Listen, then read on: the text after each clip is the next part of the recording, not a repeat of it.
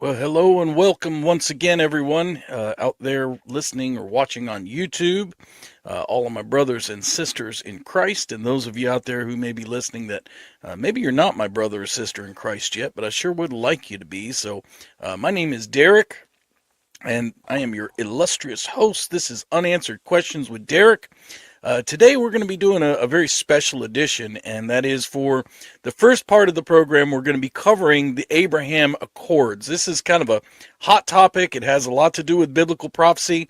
One of my viewers, who previously, actually, Brother Bill, I'd had a rapture debate with him on this same show. Bill Verdell, I'm hoping he may join me a little bit later to discuss this, but he really wanted to get into the meat of this, because so many people say that, Trump is going to try to make a two-state solution with Israel and all this other kind of stuff. So anyway, we want to get down to what do they actually say. So I'm going to examine the Abraham Accords for the first part of this show. We'll have some discussion about that, and then I may just get into, depending on what kind of time is left, I might just get into some of your questions live in the comments if we have some time. But let's get into these Abraham Accords and see what is actually in these Abraham Accords, okay? So I'm going to start out. Let's read you a few things, and like I said, I may have some guests on afterwards to discuss. But let me read you a few things first. So the first thing that we're looking at here, this is taken from, obviously Wikipedia, and it just says the Abraham Accords are bilateral agreements on Arab-Israeli normalization signed between Israel and the United Arab Emirates and between Israel and Bahrain on September 15th, 2020, mediated by the United States. The announcement of August 13th, 2020 concerned Israel and the Emirates. Okay, so you get the idea. That's just a general idea of what are the Abraham Accords. They're supposed to be to try to normalize relations between some of the Arab and the Israeli states. Now, where this gets interesting is because in Daniel 9:27, it talks about a covenant of peace that will be made with the many for a period of 7 years. Okay, so we certainly see a sort of a type and a shadow of that in the Abraham Accords, in that it is a covenant that is aimed towards peace, towards normalization between Arab and Israeli countries, or Israel and Arab countries, I should say. But what's actually in the Abraham Accords? That's the question. Is there a two-state solution or not? So let's go to the U.S. Department of State and let's get it straight from the horse's mouth. So if you go, you can see the web address up here. Just go to state.gov/the-Abraham-Accords. You can pull up what the actual documents actually say. And if we go to the Abraham Accords, again, they kind of give their little blurb. We, the undersigned, recognize the importance of maintaining and strengthening peace in the Middle East and around the world based on mutual understanding and coexistence as well. Blah, blah, blah, blah, blah, blah, blah, blah, blah, blah, blah. You could go there, read it all for yourself. But down here at the bottom, these are the actual government documents. So let's actually get into these and see what does it actually say, and is there a two-state solution that has been proclaimed in these Abraham Accords. So the first one is just the declaration. It says, we, the undersigned, recognize the importance of maintaining and strengthening peace in the Middle East and around the world based on mutual understanding and coexistence, as well as respect for human dignity and freedom, including religious freedom.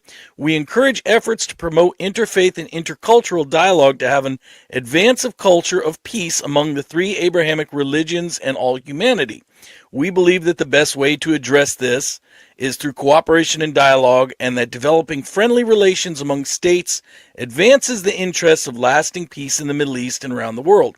We seek tolerance and respect for every person in order to make this world a place where all can enjoy a life of dignity and hope, no matter their race, faith, or ethnicity. We support science, art, medicine, and commerce to inspire humankind, maximize human potential, and bring nations closer together. We seek to end radicalization and conflict to provide all children a better future. We pursue a vision of peace, security, and prosperity in the Middle East and around the world. In this spirit, we warmly welcome and are encouraged by the progress already made in establishing diplomatic relations between Israel and its neighbors in the region under the principles of the Abraham Accords. We are encouraged by the ongoing efforts to consolidate and expand such friendly relations based on shared intents and a commitment to a better future. Signed, and let's see all these scribbles down here. All right, so you can't read a thing, but this one right here, I don't know if you can see my mouse, but it's the lower left hand, that's Donald Trump. Who these other three are, I have no clue because you can't read any of their signatures, but the one down here that looks like it has the three mountain peaks down in the lower left, that I know for a fact, that is Donald Trump. Okay, so let's go back now. Let's look at the first agreement. This is the Israel-Bahrain agreement. Okay. So we didn't see anything so far about a two-state solution. Here's the Bahrain agreement. His Majesty King Hamad bin Isa bin Salman Al Khalifa and Prime Minister Benjamin Netanyahu have agreed to open an era of friendship and cooperation in pursuit of a Middle East region that is stable, secure, and prosperous for the benefit of all states and peoples in the region. In this spirit, Prime Minister Netanyahu of Israel and Foreign Minister Mr. Abdul Latif Al-Zahani, I hope I said that right, met in Washington today at the invitation of President Donald J. Trump of the United States of America to endorse the principles of the Abraham Accords and to commence a new chapter of peace. This diplomatic breakthrough was facilitated by the Abraham Accords initiative of President Donald J. Trump. It reflects the successful perseverance of the United States' efforts to promote peace and stability in the Middle East. The Kingdom of Bahrain and the State of Israel trust that this development will help lead a future in which all peoples and all faiths can live together in the spirit of cooperation and enjoy peace and prosperity where states focus on shared interests and building a better future. The parties discussed their shared commitment to advancing peace and security in the Middle East, stressing the importance of embracing the vision of the Abraham Accords, widening the circle of peace, recognizing each state's right to sovereignty and to live in peace and security, and continuing the efforts to achieve a just, comprehensive, and enduring resolution of the Israeli-Palestinian conflict. Okay, let me pause there in the reading for just a minute. So far, in neither document have we seen a two-state solution proposed. But now we're starting to see that this issue of Israeli and Palestinian conflict is coming up. Let me continue reading.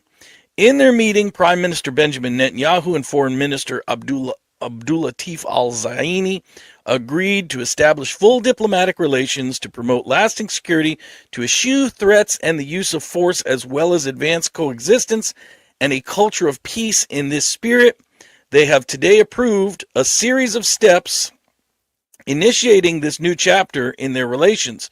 The Kingdom of Bahrain and the State of Israel have agreed to seek agreements in the coming weeks regarding investment, tourism, direct flight, security, telecommunications, technology, energy, healthcare, culture, the environment, and other areas of mutual benefit, as well as reaching agreement on the reciprocal opening of embassies. The Kingdom of Bahrain and the State of Israel view this moment as a historic opportunity and recognize their responsibility to pursue a more secure and prosperous future for generations to come in their respective countries and in the region. The two countries jointly expressed their profound thanks and appreciation to Donald J. Trump for his untiring efforts and unique and pragmatic approach to further the cause of peace, justice, and prosperity for all the peoples of the region. In recognition of this appreciation, the two countries have asked President Donald J. Trump to sign this document as a witness to their shared resolve and as the host of their historic meeting. So again, now you see the signature here of Prime Minister Benjamin Netanyahu, Foreign Minister Abdul Latif Al-Zahani, and down below, again, Donald J. Trump. That's his signature on there. All right, so now we know what the first document says. Let's go to the Israel-Morocco agreement.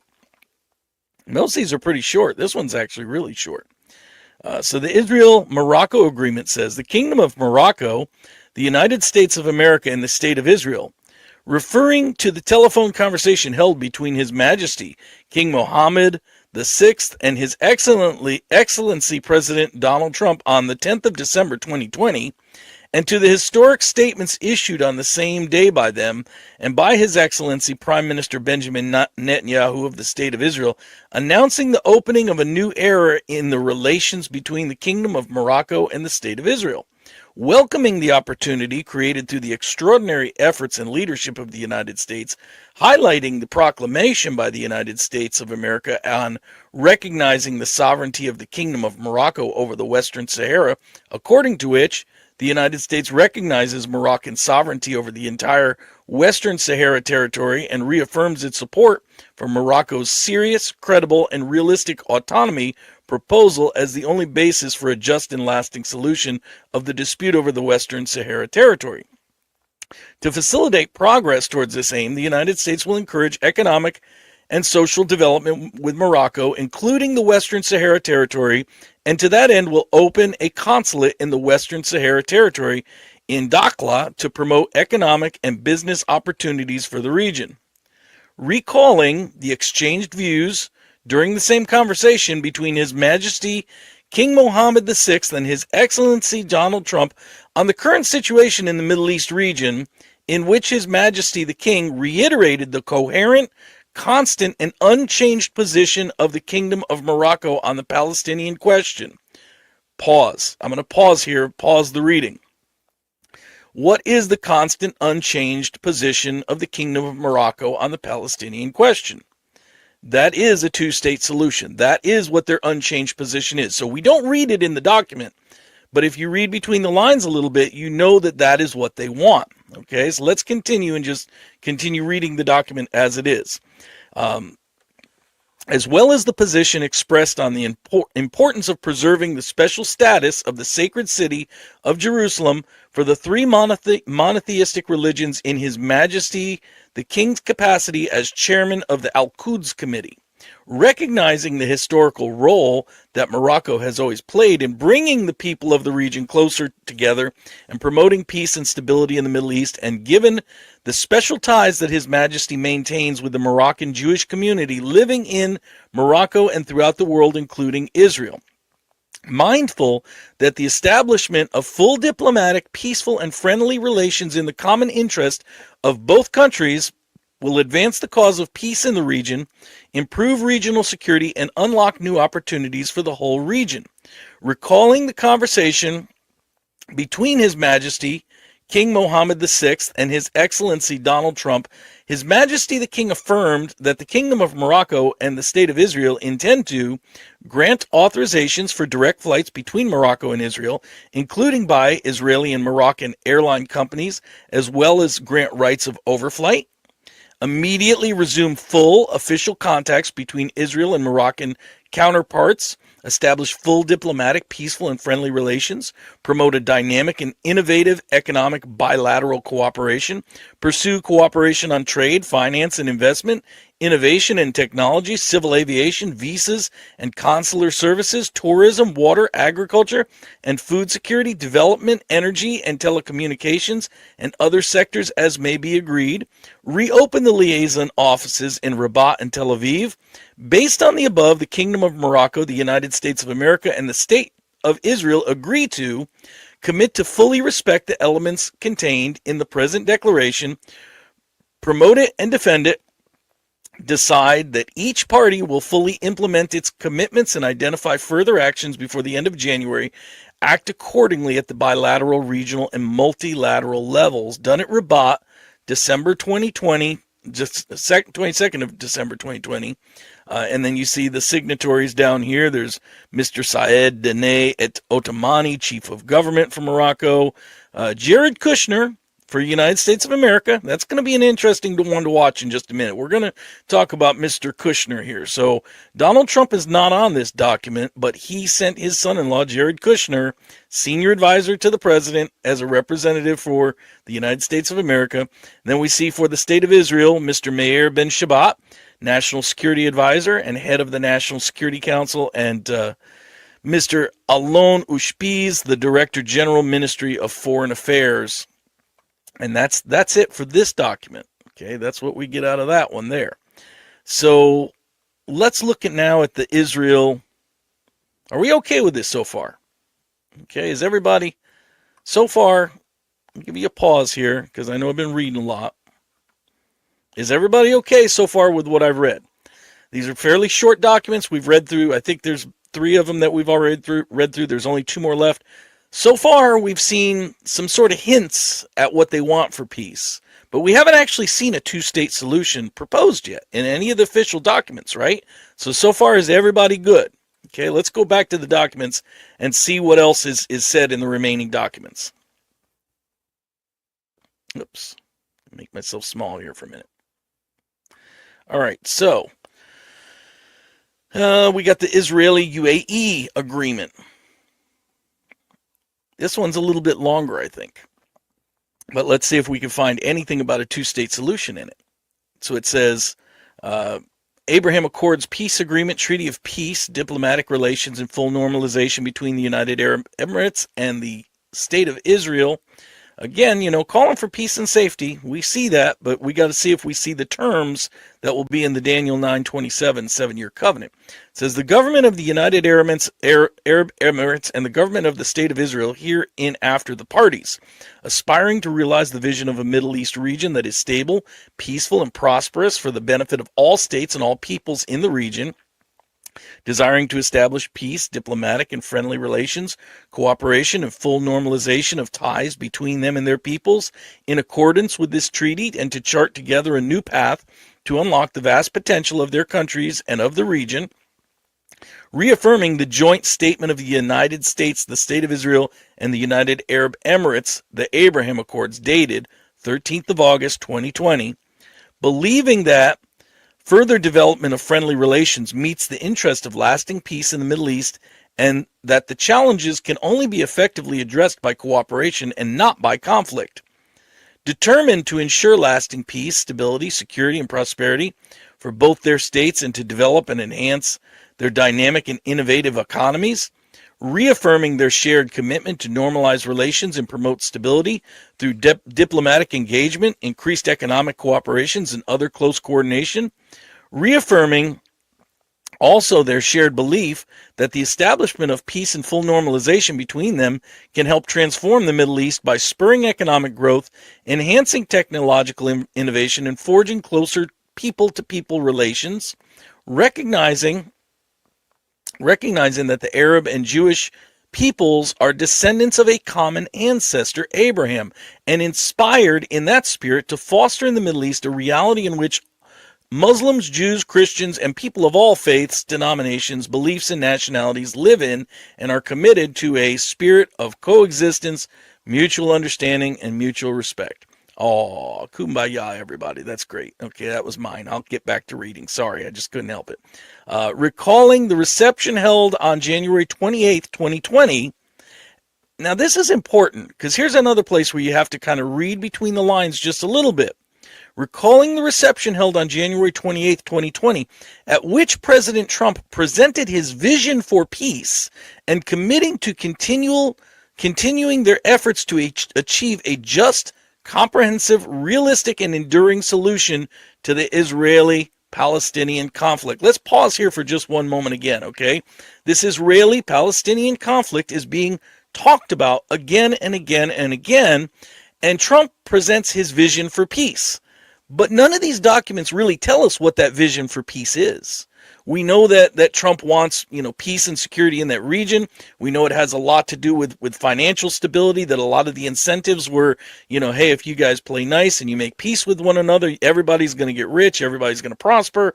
The United States will bless you with all these kind of things. We know that's all part of it. But what's the ultimate, what's the end game that's going to achieve all that? Will it be a 2-state solution? It's not mentioned in these documents, but you have to read between the lines a little bit and understand that there were discussions that were had on January 28th, 2020 that are just not in the documents, that we are not privy to, but all the parties that are agreeing to this, they all have what they want in mind, okay? Now, we don't know, and again, I'm trying to stay as literal as I can and just tell you what's in the documents, but I'm also going to show you where I think they're going with all this, okay? So, keep that in mind. Recalling the reception held on January 28, 2020, at which President Trump presented his vision for peace and committing to continuing their efforts to achieve a just, comprehensive, realistic, and enduring solution to the Israeli-Palestinian conflict. Recalling the treaties of peace between the State of Israel and the Arab Republic of Egypt, and between the State of Israel and the Hashemite Kingdom of Jordan, and committed to working together to realize a negotiated solution to the Israeli-Palestinian conflict that meets the legitimate needs and aspirations of both peoples, and to advance comprehensive Middle East peace, stability, and prosperity, emphasizing the belief that the normalization of Israeli and Emirati relations in the interest of both peoples and contributes to the cause of peace in the Middle East and the world. Expressing a deep appreciation to the United States for its profound contribution to this historic achievement, have agreed as follows. Number 1, establishment of peace, diplomatic relations, and normalization. Peace, diplomatic relations, and full normalizations of bilateral ties are hereby established between the United Arab Emirates and the State of Israel. Number 2, general principles.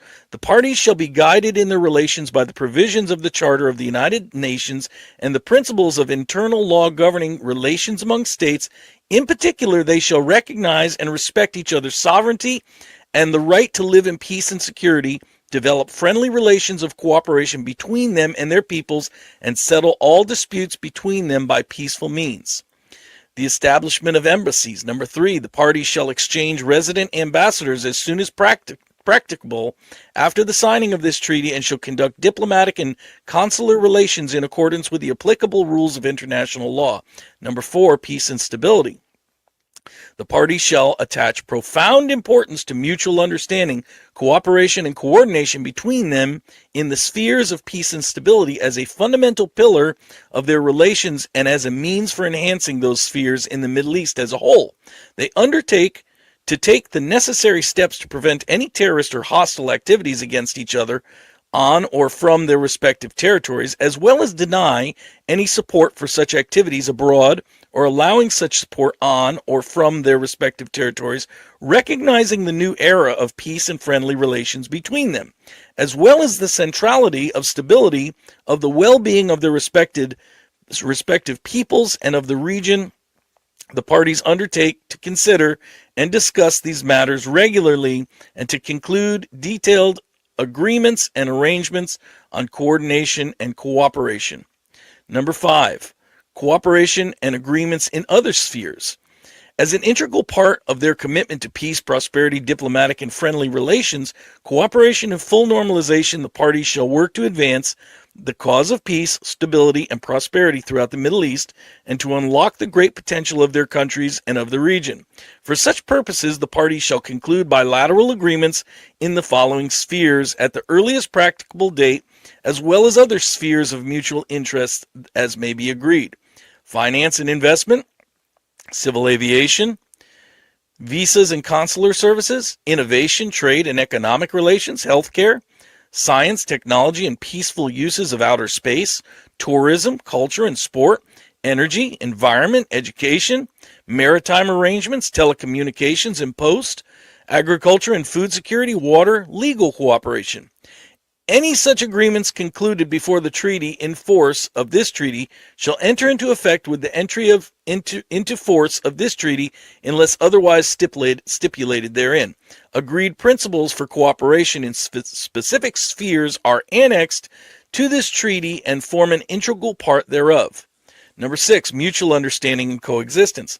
The parties undertake to foster mutual understanding, respect, and coexistence, and a culture of peace between their societies in the spirit of their common ancestor, Abraham, and the new era of peace and friendly relations ushered in by this treaty, including by cultivating people-to-people programs, interfaith dialogue, and cultural, academic, youth, scientific, and other exchanges between their peoples. They shall conclude and implement the necessary visa and consular services agreements and arrangements so as to facilitate efficient and secure travel for their respective nationals to the territory of each other. The parties shall work together to counter extremism, which promotes hatred and division, and terrorism and its justifications, including by preventing radicalization and recruitment and by combating incitement and discrimination. They shall work towards establishing a high-level joint forum for peace and coexistence dedicated to advancing these goals. Number 7, strategic agenda for the Middle East. Further to the Abraham Accords, the parties stand ready to join with the United States to develop and launch a strategic agenda for the Middle East in order to expand regional diplomatic, trade, stability, and other cooperation. They are committed to work together and with the United States and others as appropriate in order to advance the cause of peace, stability, and prosperity in the relations between them and for the Middle East as a whole, including by seeking to advance regional security and stability, pursue regional economic opportunities, promote a culture of peace across the region, and consider joint aid and development programs.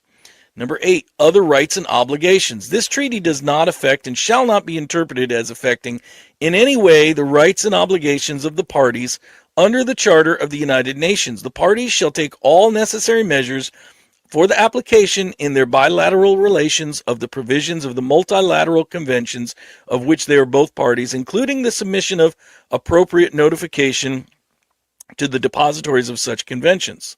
Number 9, respect for obligations.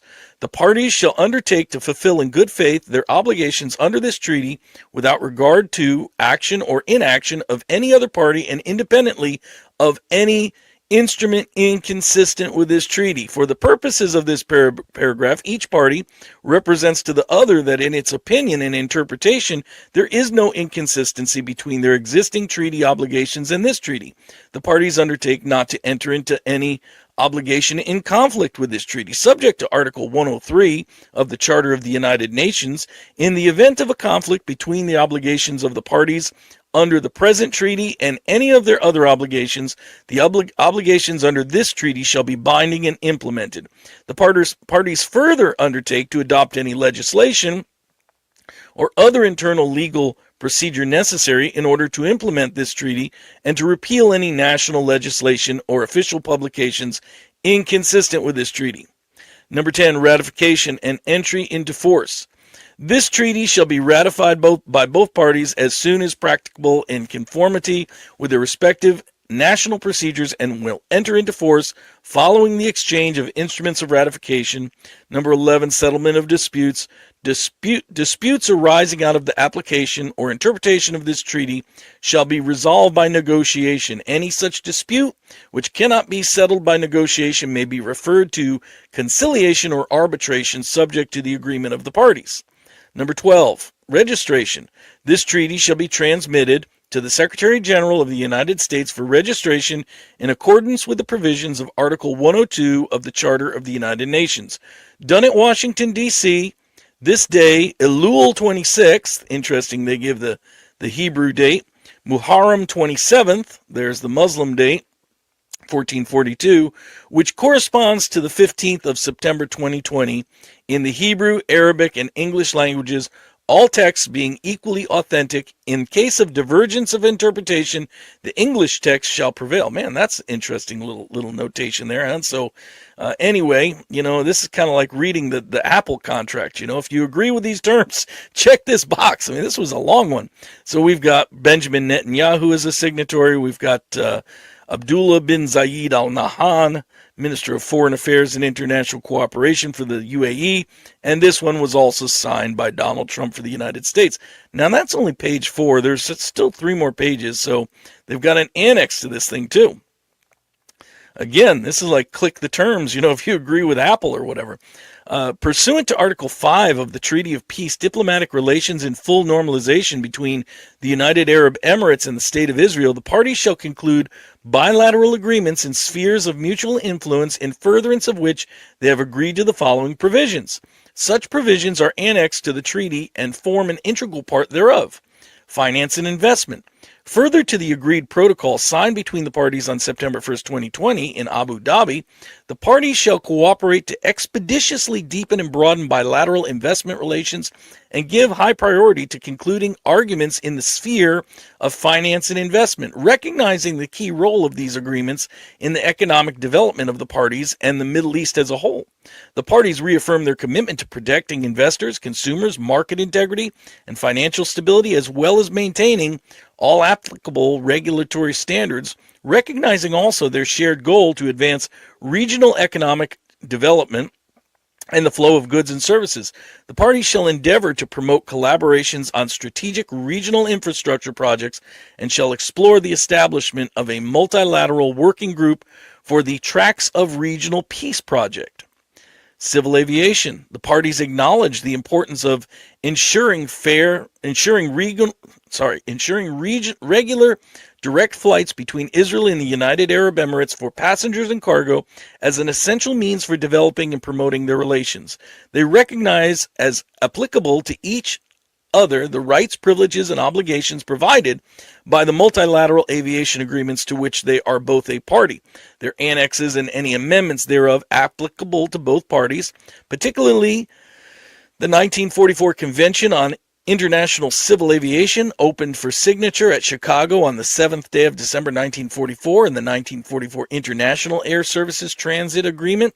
Accordingly, the parties shall, as soon as practicable, conclude all the necessary agreements and arrangements governing civil aviation and consequently work towards establishing an international air corridor between their two states in accordance with international law. They shall also reach and implement the necessary agreements and arrangements with respect to visas and consular services to facilitate travel for the citizens of both states. Tourism. The parties affirm their mutual desire to promote tourism cooperation between them as a key component of economic development and developing closer people-to-people cultural ties. To this end, the parties shall facilitate the exchange of information through advertisement spots published and audiovisual promotional materials and participation in tourist fairs. They shall also work together to promote joint tourism projects and packages between tourist operators so as to enhance tourism from third states. They shall work towards carrying out reciprocal study tours in order to increase knowledge in the development, management, marketing of heritage, cultural, and rural tourism with a view to diversifying and deepening touristic links between them and endeavor to utilize national marketing budgets to promote mutual tourism between the states. Innovation, trade, and economic relations. The parties shall enhance and expand their cooperation in innovation, trade, and economic relations so that the dividends of peace are felt across their societies. Recognizing that the principle of the free and unimpeded flow of goods and services should guide their relations, as well as the potential for diversification of bilateral trade opportunities, the parties shall cooperate in order to enable favorable conditions for trade and the reduction of trade barriers. Science, technology, and peaceful uses of outer space. The parties acknowledge the important roles of science, technology, and innovation in the growth in multiple key sectors and shall strengthen joint action and mutual cooperation in scientific and technological advancement. This shall include furthering scientific cooperation and exchange, including between scientists, research, and academic institutions, pursuing the establishment of joint research and development centers and exploring the possibility of joint funding of research and scientific projects in select fields of mutual interest. The parties further express their common interest in establishing and developing mutually beneficial cooperation in the field of exploration and the use of outer space for peaceful purposes in a manner consistent with each party's respective applicable national laws and international obligations. Such cooperation may include implementation of joint programs, projects, and activities in the fields of science, space exploration, space-related technologies, and education, exchange of experts, information, and best practices, and the promotion of cooperation between their respective space industries. That's kind of interesting too, because you think they're just fighting over a hunk of dirt over there in the Middle East, and they're talking about they got to have a peace treaty about outer space. So okay, environment. The parties acknowledge the importance of protecting, preserving, and improving the environment and shall promote environmental innovation for the sustainable development of the region and beyond.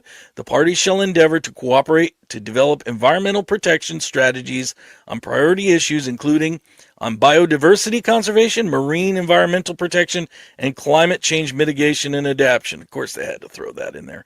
And on the possible establishment of a center for developing pioneer solutions to climate challenges in arid and semi-arid environments.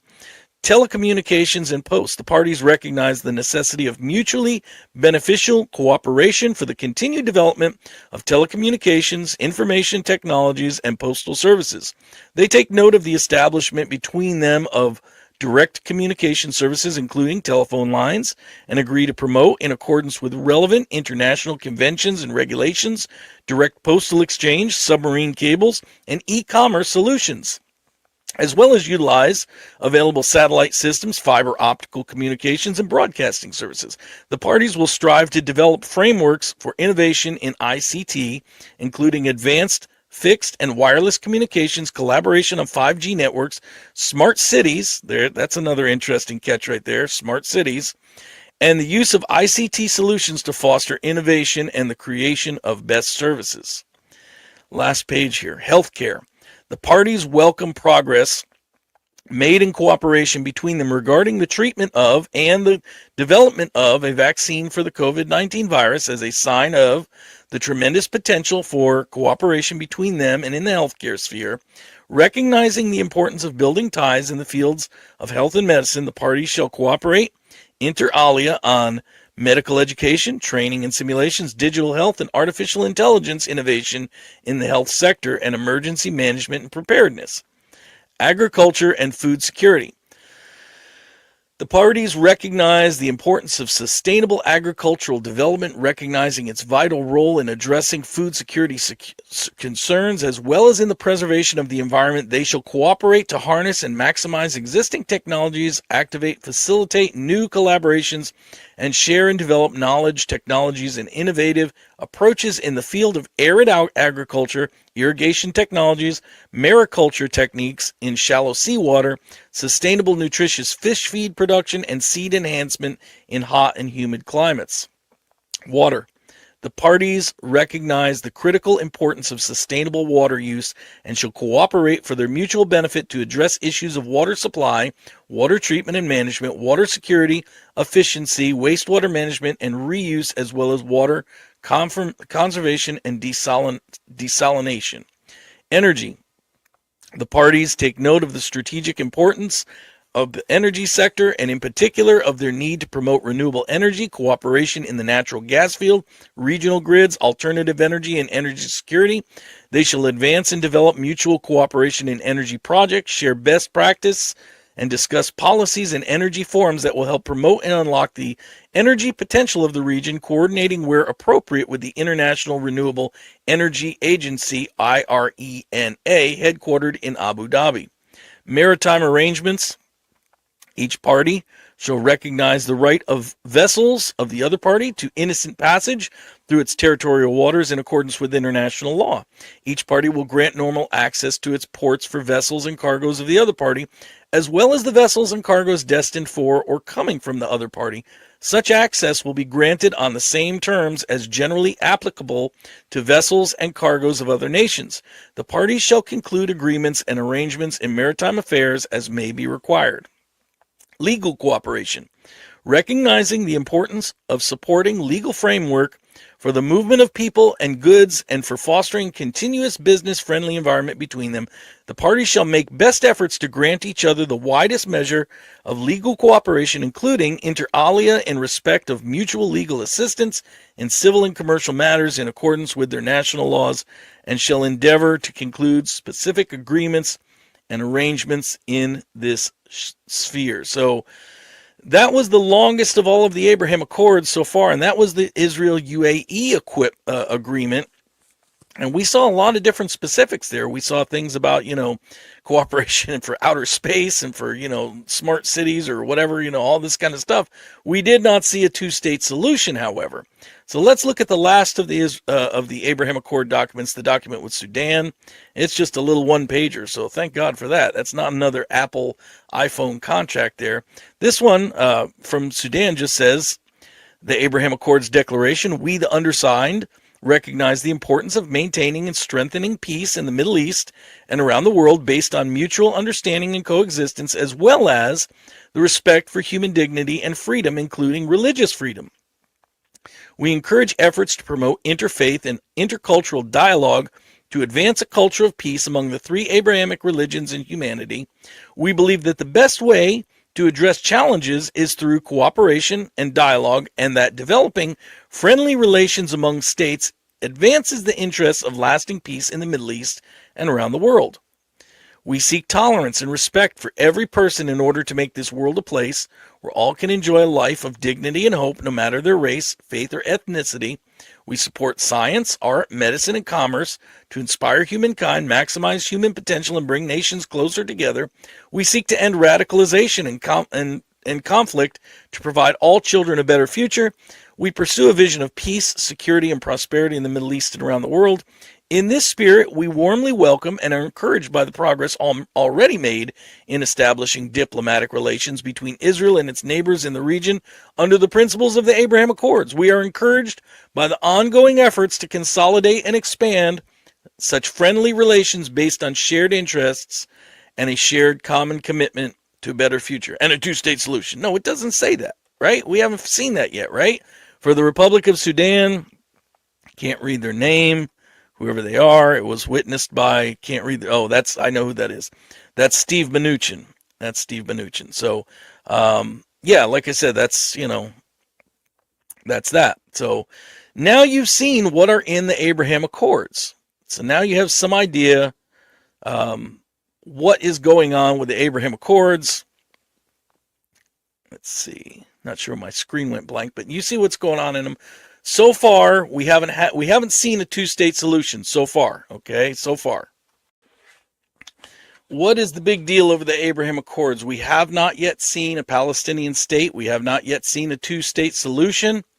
So let me share my screen once again. This is once again why everybody's kind of interested in the Abraham Accords. It's because of Daniel 9:27. So in Daniel 9:27, we see it says, "Then he shall confirm a covenant with many for 1 week. But in the middle of the week he shall bring an end to sacrifice and offering, and on the wing of abomination shall be one who makes desolate, even until the consummation which is determined is poured out on the desolate." So this is what everybody is looking for. We all know that this would logically begin the 70th week of Daniel. It would reveal who the Antichrist is when he makes a covenant for a week, which is 7 years in the context here. But the really interesting thing is, in the Hebrew, the word is, when it says he shall confirm, it actually means he shall strengthen a covenant. So it appears that there's a covenant that's already in place that the Antichrist is going to strengthen. So here's what's interesting, and this is just venturing into a little bit of speculation, and then, after that, we'll start talking about it if I have some panelists to talk about, or we'll move on to other stuff. But so here's what's so interesting. Now, I just read through all of the documents in the Abraham Accords, correct? And in the documents, we did not find a two-state solution anywhere, right?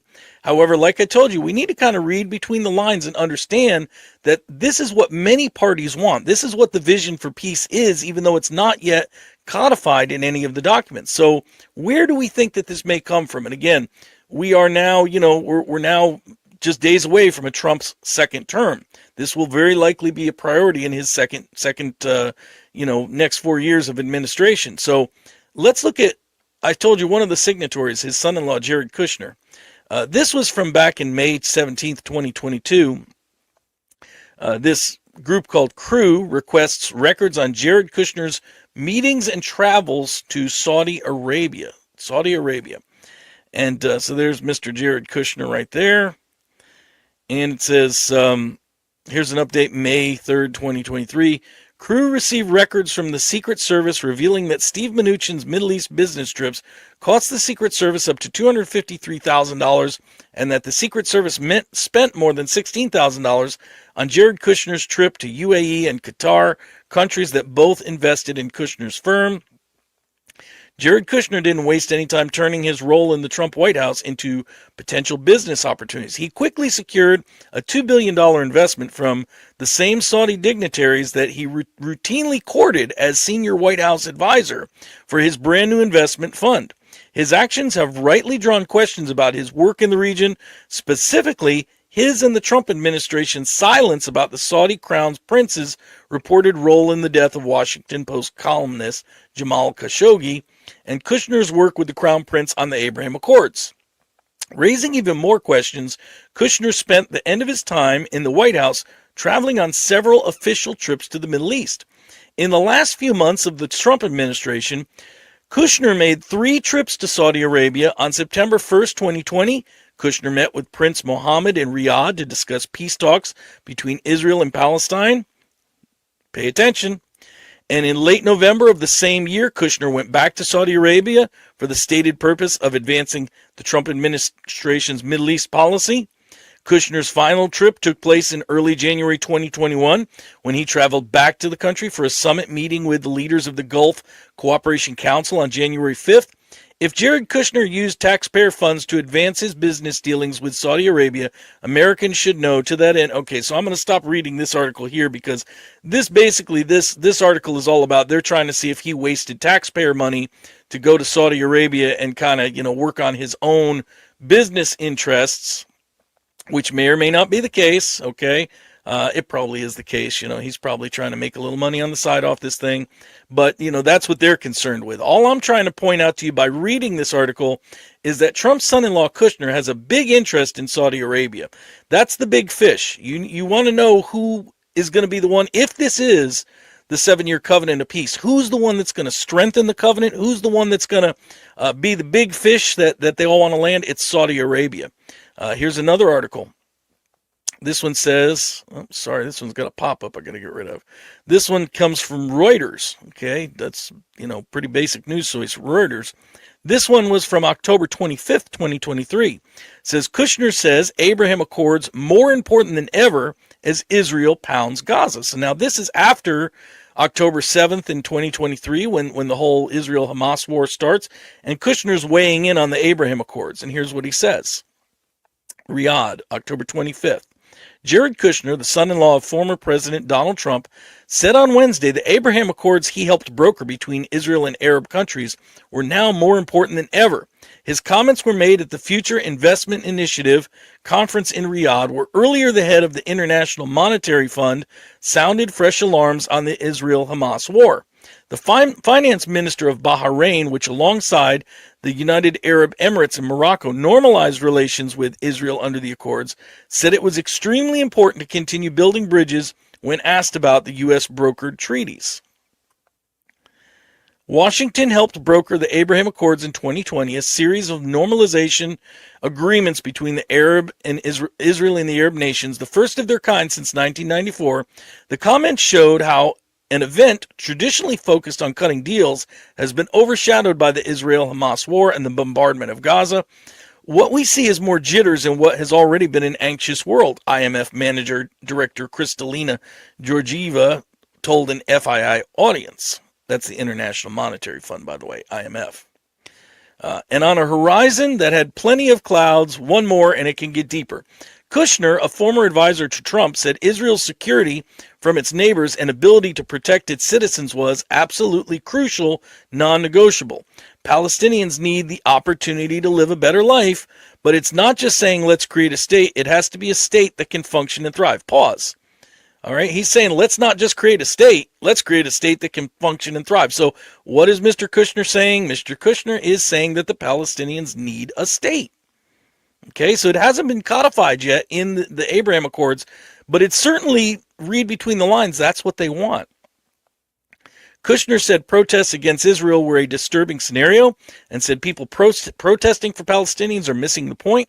What they should be doing is protesting the Palestinian leadership. They should be protesting Hamas. They should be saying, give these people the ability to live a better life. Tens of thousands of people have rallied in cities and capitals around the world against Israel's bombing campaign and siege of Gaza. At the start of the annual conference on Tuesday, J.P. Morgan Chase boss Jamie Dimon encouraged Saudi Arabia not to abandon a United States-led initiative to establish official relations with Israel. Again, pause. Saudi Arabia, people understand Saudi Arabia is the big fish of the Abraham Accords. That's who they want to get to sign on. They have not yet signed on, but that is the big fish. Sources have told Reuters that Riyadh was putting the plans on ice, a blow for U.S. President Joe Biden and Israel. Kushner said changes in Saudi Arabia over the past half-decade changed the trajectory of the Middle East and allowed things like the Abraham Accords to occur. Dimon was among several Wall Street titans who sounded pessimistic tones about the global economy. Georgieva said the IMF's first concern was the tragic loss of life at the war's epicenter, though more widespread impacts were already apparent. Nearly 6,000 Palestinians have been killed by the strikes on Gaza that Israel has said to aim to destroy Hamas after its militants killed 1,400 people in a one-day rampage. Long-term consequences included children being forced out of school, as well as the impact of neighboring countries' tourism sectors, Georgieva said. Egypt, Lebanon, Jordan, there the channels of impact are already visible, Georgieva said. Uncertainty is a killer for tourist inflows. Investors are going to be shy to go to that place. Commenting on the economic backdrop, Georgieva said the world had been living in the fantasy lane for nearly 20 years before the rise in interest rates. So, okay, we'll just leave off there. The rest of it's just kind of financial mumbo jumbo. You've got the point of this article. Okay, but the point of this article is they are still wanting, Saudi Arabia to become part of these Abraham Accords. Now let's go to this article. This one comes from Responsible Statecraft, I guess, or maybe that's a pop-up. I don't know. Let me see if I can get the article to... Let me try refreshing this. It's not letting me scroll down on this thing. Oh, here we go. Okay, sorry. So here's from Responsible Statecraft. MBS, that's Mohammed bin Salman. That's the dude with the headdress on over there. He's the Crown Prince of Saudi Arabia. MBS, Mohammed bin Salman. No Saudi-Israel normalization until Palestinians get a state. The kingdom's crown prince throws cold water on Biden's grand bargain days after Oman does the same. Okay, do I need to read this whole article? I think I've probably read enough. I think you guys probably get the gist of it. I don't need to read this whole article. Does this tell you where this thing is going? No Saudi-Israel normalization until the Palestinians get a state. Okay? Who wants Saudi Arabia? Jared Kushner wants Saudi Arabia to become part of the Abraham Accords. Kushner says Abraham Accords more important than ever, even as this Middle East thing. But Saudi Arabia says no normalization until the Palestinians get a state. All right, so once again, Daniel 9:27, he shall confirm a covenant with many for 1 week, but in the middle of the week. So there's already a covenant that's already kind of in place.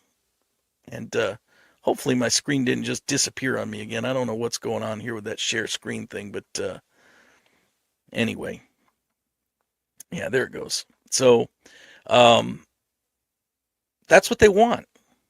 That's what's going on. That's what they want. So, the point to all this is we went through this. We spent, about 40 minutes, almost an hour maybe, going through these documents and these news articles. The point is that no, it is not current. A two-state solution is currently not in the official documents of the Abraham Accords. Is it in their vision for peace? Is this what they want? Clearly, this is what they want. And so the question becomes, now that Trump gets back into office, how quickly is he going to pursue this? How much is he going to want to try to push this on through? And it raises the question, a lot of people, they wonder if Trump may be the Antichrist. We don't know, okay? I'm not going to try to pin the tail on the donkey and say, oh, yeah, Trump's the Antichrist, or, no, he's not. We don't know, okay? He may be working in concert with the purposes of the Antichrist through this treaty, through the Abraham Accords, because clearly we see there is a potential, and I just said potential, there's a potential for this to fulfill Daniel 9:27. We don't know that it will, but there is a potential there. And I just want to close with this statement, and then we'll move on to either panelists or just discussion or whatever. But I just want to close with this statement. The two-state solution is no solution. This is not God's will. This is not God's plan, biblically, okay? And I don't care if you are George Washington. I don't care if you're George Bush. I don't care if you're George Lopez. I don't care if you're Mickey Mantle or if you're Mickey Mouse. I don't care if you're Dwayne "The Rock" Johnson or if you're Chris Rock. I don't care who you are. You don't get to give that land away. That is God's land. He said that it's given forever to Israel. You don't get to divide it up for your peace. You don't get to say, well, we just, Palestinians, you get your little sliver, and Israel, you get your little sliver, and then everybody settle down and have peace. You don't get to do that, because that's not God's will. And I'm not trying to say like the Palestinians don't deserve, some state or what. There's plenty of other land around there that they could be absorbed into. If you know your history, you know that this has been a problem since 1948. They actually offered the Palestinians their own state in 1948, and it was rejected. And it continues to be rejected. Back in 1994, when there was the peace accords under Bill Clinton, Yasser Arafat came with Ehud Barak, and they offered Yasser Arafat about 98% of what he wanted, and he turned it down. Just because he didn't get 100%, he couldn't, they just keep rejecting this. So anyway, that's the point. I'm just going to close with that. And again, doesn't matter who you are. I don't care if you're Obama. I don't care if you're Trump. Again, I don't care if you're Mickey Mouse or Donald Duck or anybody else. You don't get to give away God's land. So whether that will be the case or not remains to be seen.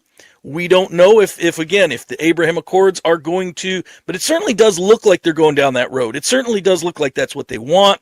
It certainly does look like Saudi Arabia is the big fish that just is not going to come on board until that covenant of peace is strengthened. All right. Well, so as you may have just guessed, that little bit was a pre-record that I did earlier. Some of you guys were giving me comments. I saw this one from Wendy. Has he had a drink yet? Great job, smooth reading. Well, that's why I did that little bit as a pre-record earlier, because I knew it was going to be a lot to get through. So I thought, well, I'm just going to take my time, read through it if I have to pause it or whatever I have to do, and then I'll come on live. So I hope you enjoyed that. I hope you got something out of the Abraham Accords now that you know exactly what is in them. That is what is in them. Just going through a few more of your kind words here. You guys apparently enjoyed that, which I'm glad to see. One of my mods, Justin, says I have a storyteller voice, but I have a face for radio, right? So God bless me with a voice and the face. That's why I grow the beard. That's all I can say. So Mountain Farm says I should receive a trophy for reading this live and doing so smoothly. Well, I kind of gave up my secret a little bit. It wasn't quite live. I mean, it was live, but it was just recorded a little bit earlier just so I could get through it. And, in case I had a mess up or whatever. But actually, I pretty much did that in one reading. So it did go rather well. But that was certainly my secret. So I appreciate you guys. And I don't have any panelists yet. So probably just going to do some questions here. I was actually hoping, let's see here. I was hoping that Brother Bill, there's Bill Verdell, this is the gentleman that actually suggested this. So everybody can thank Brother Bill Verdell because he was the one that suggested this topic.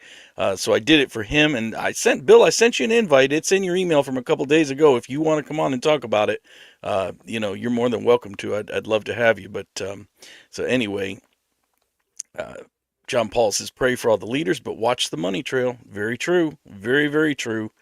And just some greetings again.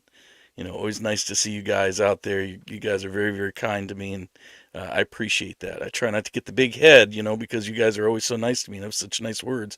But what was interesting was, and I was putting up some of your comments during the reading, was I didn't even realize that today that this peace deal was going on for Israel and Gaza. So that's just interesting. And I mean, that's just obviously, the Lord had this as a topic He wanted to be talked about today.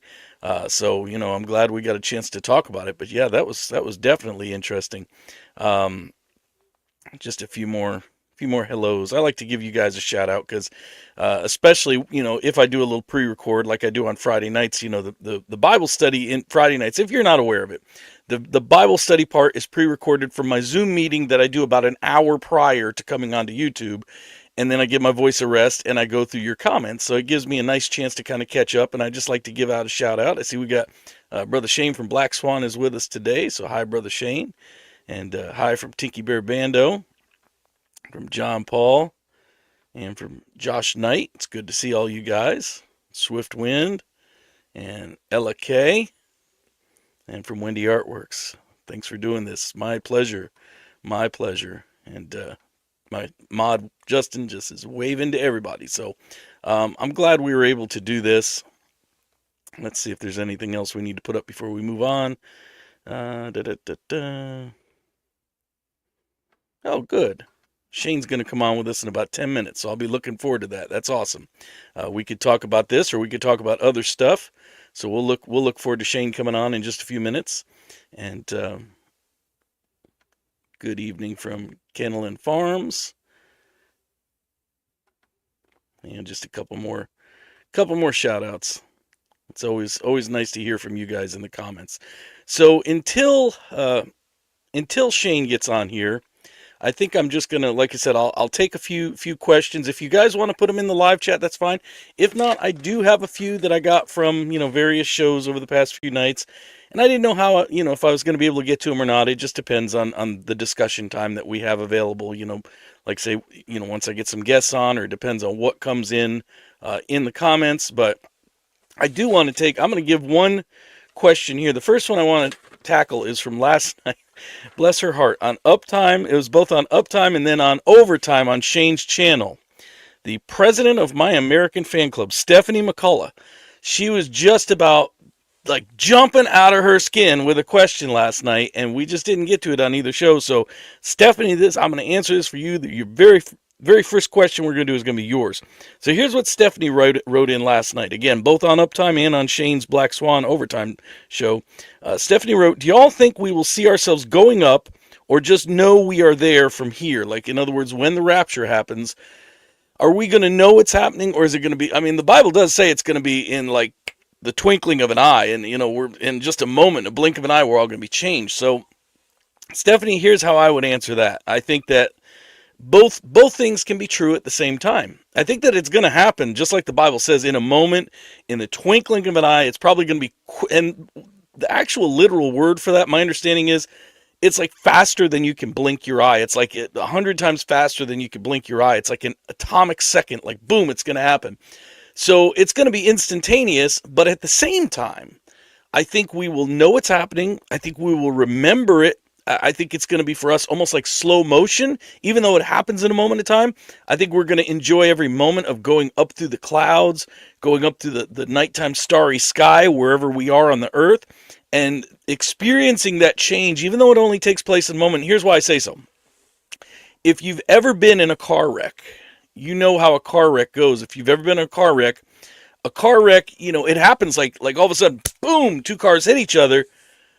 But don't you remember that moment? Isn't that like seared into your conscience? I can remember actually, and this wasn't a car wreck. This was, if you've ever been on one of those little, they call them UTVs, these utility vehicles, little 4x4 things like side by side, cedars. We work with a lot of these on the farms that I work on.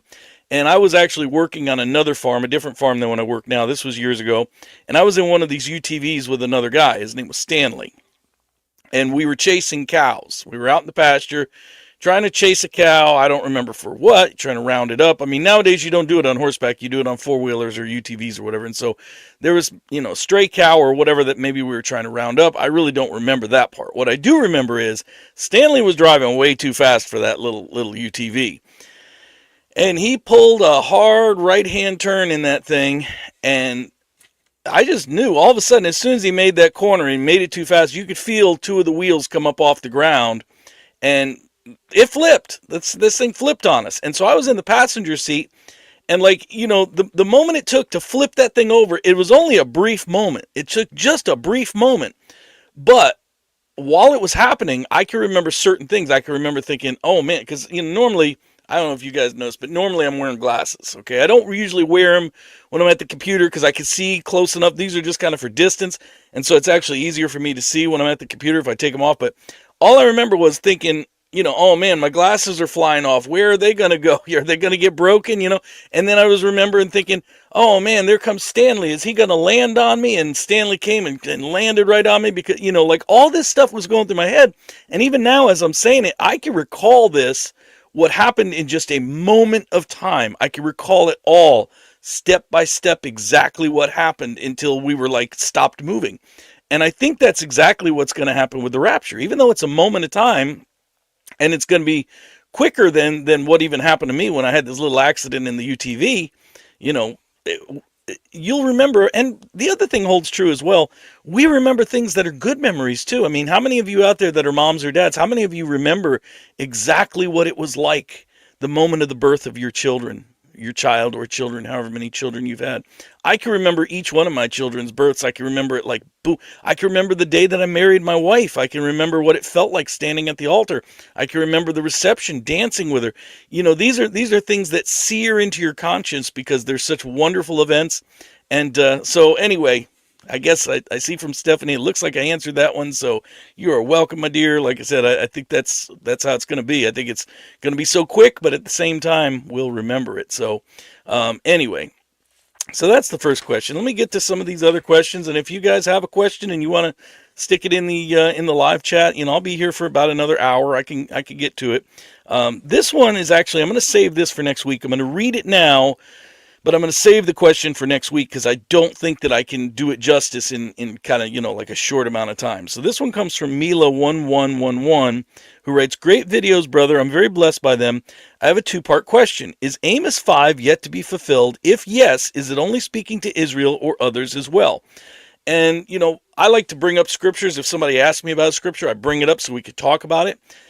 And I just read through Amos 5, and I'm like, there's no way that I could do this justice in 5 or 10 minutes. I really need to take my time on this. So I think I'm going to save this one for next week and probably spend, like a good 15, 20 minutes on it in the beginning of the show, kind of like I just did with the Abraham Accords. But I don't want to gloss over it because it's pretty detailed. So the next question comes from JT, which says, question, do you think that Ezekiel 38-39 Magog War could be the main cause of seals 2 through 4, since most of America will be gone in the rapture, and they write in parentheses 70% Christian, and will be too weak to help Israel? Well, I think this is a very good possibility. I think that it's, a strong possibility, in fact. I mean, I don't know how much of America is going to be gone. I know that, we claim to be a Christian nation, but in reality, we're really not.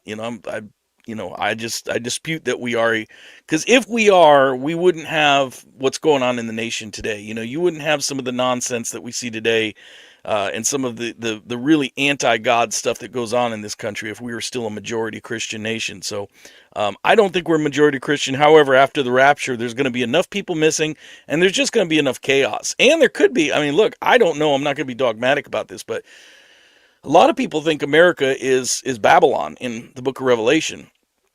And again, I wouldn't say that we are. I wouldn't say that we're not. I would say that, there are certain things that are written that, if it walks like a duck and quacks like a duck, there are certain things that America really does sound kind of like, Babylon and Revelation. And that being the case, there could be a sudden destruction on America at the time of the rapture. There could be a judgment from God so severe that no matter who's left, it just won't be enough to amount to anything. So, and I think this is a great take on this, a great perspective, because for two reasons. Number one, we tend to be a little bit Americocentric in our prophecy interpretation because we are, as of right now, we're talking about 2025, January 2025. As of right now, we are still the most powerful question on earth, kind of the greatest, nation on the earth, whatever. So, we tend to look at things through the lens of America because, if the old saying is like, if we sneeze, the whole world catches a cold. And right now that's very true. May not be so true after the rapture. And the other thing is that it's always been Israel-centered. Prophecy is more Israel-centered. When you talk about the king of the north, it's not talking about Justin Trudeau because he's north of America. It's talking about whoever is north of Israel. So we have to remember that when John wrote Revelation, and he was talking about these seals and what, in other words, what we would perceive as World War III, it might not be, Russia and Ukraine and America and China all tying it on. It could be the war of Gog and Magog. So I think it's a strong possibility, a great question. Before we get into anything else, however, I've got a very special guest, as I said. My brother Shane from Black Swan Revelations is here with us. How are you, my brother? Good to see you. Hey, good. How you doing? Pretty good, pretty good. Awesome. So, what did you think of the Abraham Accords? Anything you want to talk about there before we get into other stuff? Yeah, give me 1 minute. I'm just streaming this to my channel here. Sure, take it. Actually, I'll tackle one more question while you're doing that. So take your time. This was another good one too that I wanted to address because I saw Sherry Nordeste is on here with us, and Sherry wrote in on one of the shows I was on. Satan knows the feast days. Why would the rapture be on a feast day if the Lord doesn't want him to know when it is? Well, that's a good question and worthy of an answer. This is all I would say to that, Sherry. And By the way, we don't know if the rapture is going to happen on a feast day. We have no idea. It could be, but it doesn't necessarily have to be.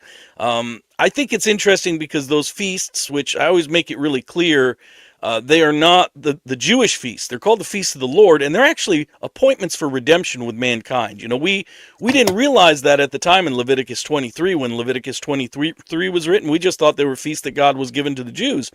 But then once they started to become fulfilled and Jesus was crucified on Passover, he was in the grave, he's the unleavened bread, he was raised on first fruits, he was, the Spirit was given on Pentecost. We started to understand then that these are actually appointments of redemption with mankind, not just with the Jews. And so it would stand to reason that maybe the rapture, the resurrection, which is going to be one of the biggest, events, maybe this could be on a feast day. But now, as to your question, Sherry, why would God do that? If because Satan knows these feast days, this would be my only answer to that.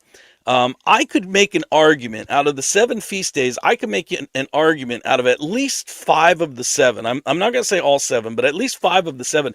I can make a good case, for types of the rapture. Like I could picture it on Passover. I could picture it on Pentecost. I could picture it on first fruits. I could picture it on the Feast of Trumpets. I could picture it on the Day of Atonement. I could picture it on Tabernacle. I could, in other words, you could give me any one of these feasts and I could build you a case and say, well, here's the types of the rapture found in this feast. And we see this every year around these high watch days. You see these watchman channels that just go from feast to feast to feast and say, well, okay, it didn't happen here, it happened on another one. So in other words, if we don't really know what feast day it would happen on, the devil wouldn't either. It's just good types and good pictures in all of the feast days, but it doesn't have to happen on the feast day. So that would be my answer to that. And I see that Brother Shane is ready to converse, so we're going to give him some time. Excellent. I caught the tail end of your Abrahamic Accord. It's quite interesting. I didn't catch the whole thing. I basically minimized the volume because I wanted to hear what you're saying. But I was also trying to get through the book of Revelation. So I'm like, I got to read it today. So I was plowing through and I'm like, I'm so close.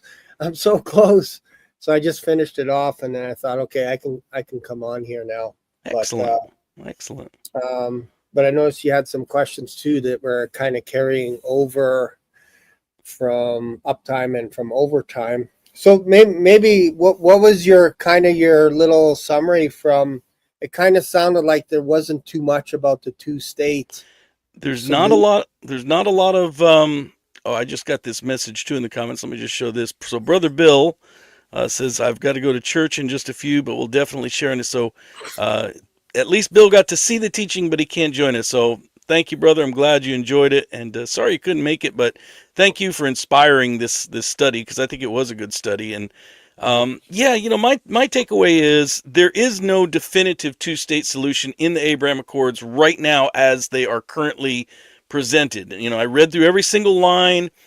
Doesn't say anything about a Palestinian state. There's all kinds of other stuff in there and interesting stuff. Like I was talking about, a lot of it is, kind of the globalist agenda of the environment and outer space and, smart cities and all that kind of stuff. There's stuff like that in all of those things. But there's no actual, 2-state solution. However, having said that, that's why I presented some of those articles just to show you where it could be going. So the way that I would see the Abraham Accords, there's a lot of potential there for that Daniel 9:27 covenant. I think there's a lot of potential, but as it currently is, it's not, it's not it. Right. But it's worthy of watching. And it's interesting. I didn't even realize as I was doing this today, a lot of people were in the chat saying today is the day that the Israel-Hamas ceasefire is kind of being, worked out and ironed out. So it's obviously something that's coming. I see we got brother Rick in the comments as well from Departure Heaven. Good to see you, brother. If you want to come on, brother, I could send you a link. I never know when you're available or not, but I could definitely send you a link if you want to come on. Today, I did not invite a lot of people because I knew with the subject material, it was going to take a long time, and so I didn't want to crowd the room with a lot of voices if we weren't going to have time to hear from everybody. But right. We're kind of done with the Abraham Accord. So anyway, like I said, brother Rick, if you want to come on, just let me know. So. He's saying his merch store is up, so yeah, go check out Rick's merch. I saw it. Howdy, folks. I think your T-shirt is great. That you have your hat. I think people are going to buy his merch. He's got I forget what it is. It's like "Hey, folks," and Yep, it's got a picture of Rick on there as well. I thought that's actually kind of cool. that is cool. Um, but yeah, with regards to this peace deal that's in the workings, it's interesting that Trump gave a deadline basically of January 20th. Said like when I step in, those Mm-hmm. hostages better be back and all this kind of stuff. So he has a lot going on January 1st, the first day, because also he mentioned things like ending the war with Ukraine and Russia, all this kind of stuff. I was actually listening the other day to there was not a hearing, but I think it was almost like a voting in. You Americans do things different, but it was the defense secretary, the new guy that Trump nominated. They had to grill him for a little while, Yes. and he had to. So I watched some of that, and I was watching the people being carried out. I don't know if you Mm-hmm. caught any. They're so bizarre. Like they're basically yelling out like you're a Christian Zionist and all this kind of stuff. And then another guy would stand up like these look like ex-military vets, and they would say something saying like you're a Zionist or whatever, and then he get carried out. And then some woman would say something, and then she'd get escorted out. Like I was just like, wow, this is strange stuff. And then so the first thing that he was drilled on was, are you a Christian Zionist? And he says, yes, absolutely, I am. I defend Israel. We all defend Israel with the United States of America, all this kind of stuff. And that part was kind of interesting. I get it. I understand the idea behind it, that we were supportive of Israel. Mm-hmm. But then he went off on a little bit of a different direction. That, again, I don't like to say that Trump is the Antichrist because it doesn't fit my model. But Right. I just put the things that he or his people Yep. say on the shelf. And my shelf, my friend, is Get pretty getting big. massive, Get massive. pretty big. I hear you. I hear you. So this guy, and maybe somebody in the comments will know who this guy is, what his name is. The guy that the sex Second, death, the yeah, Pete yeah, Hegseth. Is it Pete Hegseth you're talking about? yes, yes. Yeah. He started going down the direction of, when you start saying things like we when we show up, whether it's in the country, another state, whatever it is, you do not want to test us because Yeah. we're going to rebuild our forces. Again, echoing to me, Daniel, whenever I Yep. hear there's a man that's going to be of the forces, Mm-hmm. every time I hear FORCES in English, forces, Mm-hmm. I hang on to that. The more times you say that, I start thinking Daniel and Revelation, all this Antichrist stuff, right? Mm-hmm. So he's talking about, we're not going to play around. We're not going to play around anymore. We used to be, the last 4 years or so, kind of like, hey, we're making mistakes here and there. We're abandoning our weapons and all this kind of stuff. Make no mistake, we will be a force to reckon with. Do Mm-hmm. not test us. Do not test us. This is not the time to do this. And then he'd talk about their defense budget going up, all kinds of stuff. I started looking into their. Have you heard about their B-21s that they have? You heard No, about these no, things? no, I don't think I have. Are, Sixth generation stealth bombers, mm, meaning they are the most advanced weaponry in any nation. These bombers can actually have nuclear capability, and they could fly undercover over any nation. Nobody would be able to detect them, and they're basically country erasers. Like, you can just pick on the map and say, which country would you like to erase tomorrow? Okay, and they're planning each one of these stealth, these B-21 bombers are, they have a price tag of $565 million, and they want 100 of them. Why do you need 100 stealth bombers unless you're planning to be a superpower that cannot be touched ever again? yeah. Ever Yep. again. Yep. So you deploy these things. over 50 countries, they won't know you're coming. And you can just like picturing a little eraser, Iran, gone. Yep. You know, Yep. Damascus, squeeze, squeeze, squeeze, squeeze, squeeze, gone. Desolate, nothing left. So I just kind of look at that stuff and I'm like, man, you guys are becoming super uber aggressive. You want us now. You want Greenland now. And you're like looking into the fine print going, hey, wait a minute. Denmark doesn't really have a say in this. We can just walk in there. And what happens if we just kind of walk into Canada in the name of peace, that we're helping strengthen you guys? I don't think you guys can stop us. So we're just going to move in our military slowly into Canada and take over your resources and all this kind of stuff. And you guys are going to like it because you're going to have a governor named Trudeau. I'll make him governor. Like, all these things make me nervous now. Yeah. I wasn't nervous before the election. I was like, yeah, let's go, Trump. Yeah, this is awesome. Now I'm like, Yeah. whoa, hang on, whoa. What? Yep. Hang on here. Yep. Time out here. You're talking about invading Canada now. Like, whoa. Look elsewhere. Go back to China or Russia. Talk about them. Don't talk about us. So weird, right?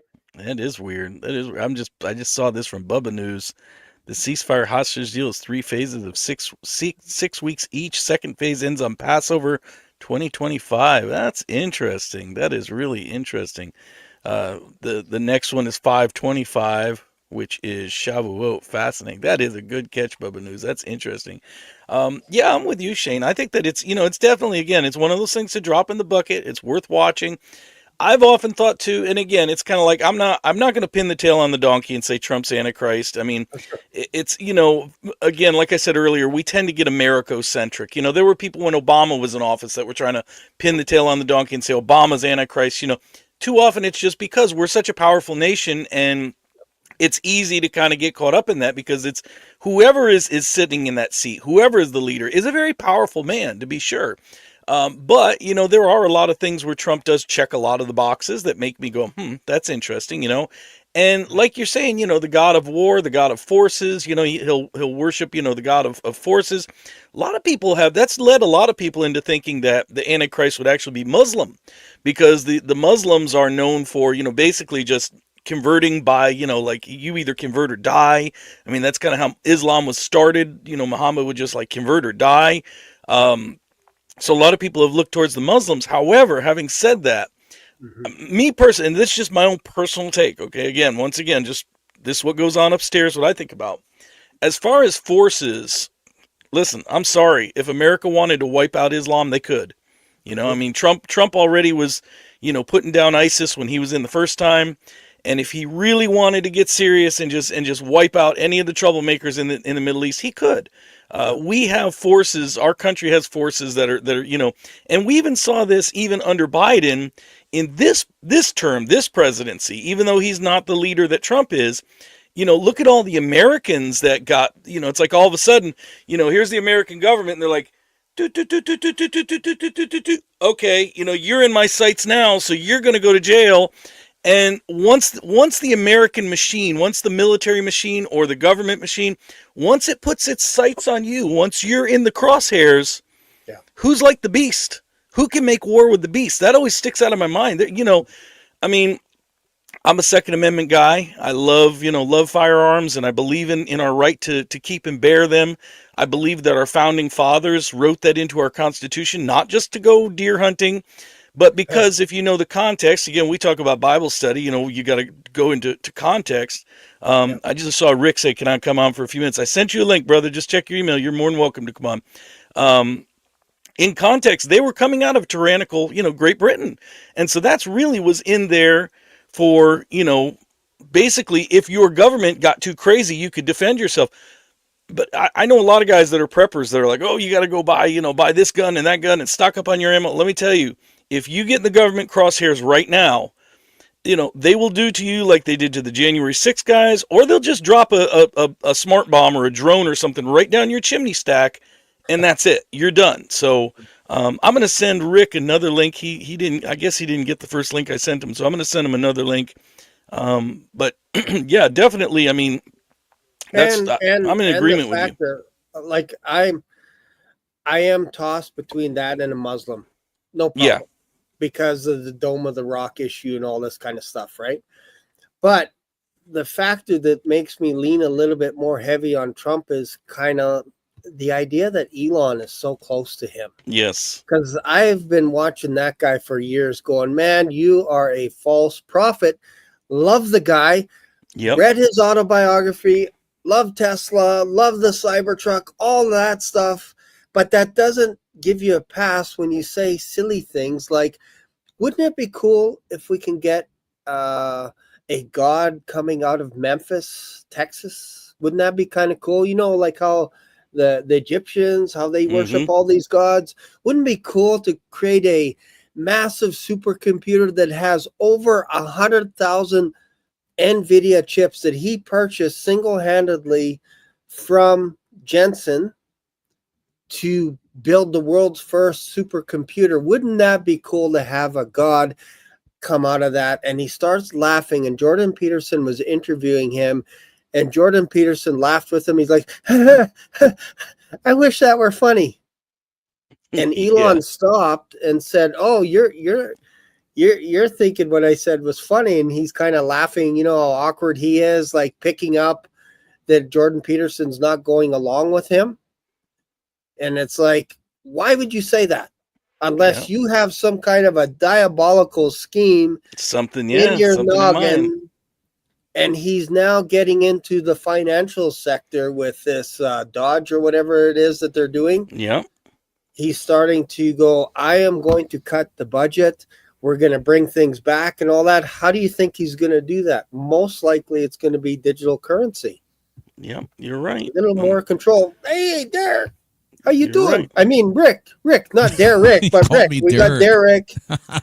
You can call me Rick, Derrick. I love to be Derrick. Rick, out of curiosity, inquiring fans want to know, how tall are you? Me? Yeah. 5'10". 5'10". Derrick, how tall are you?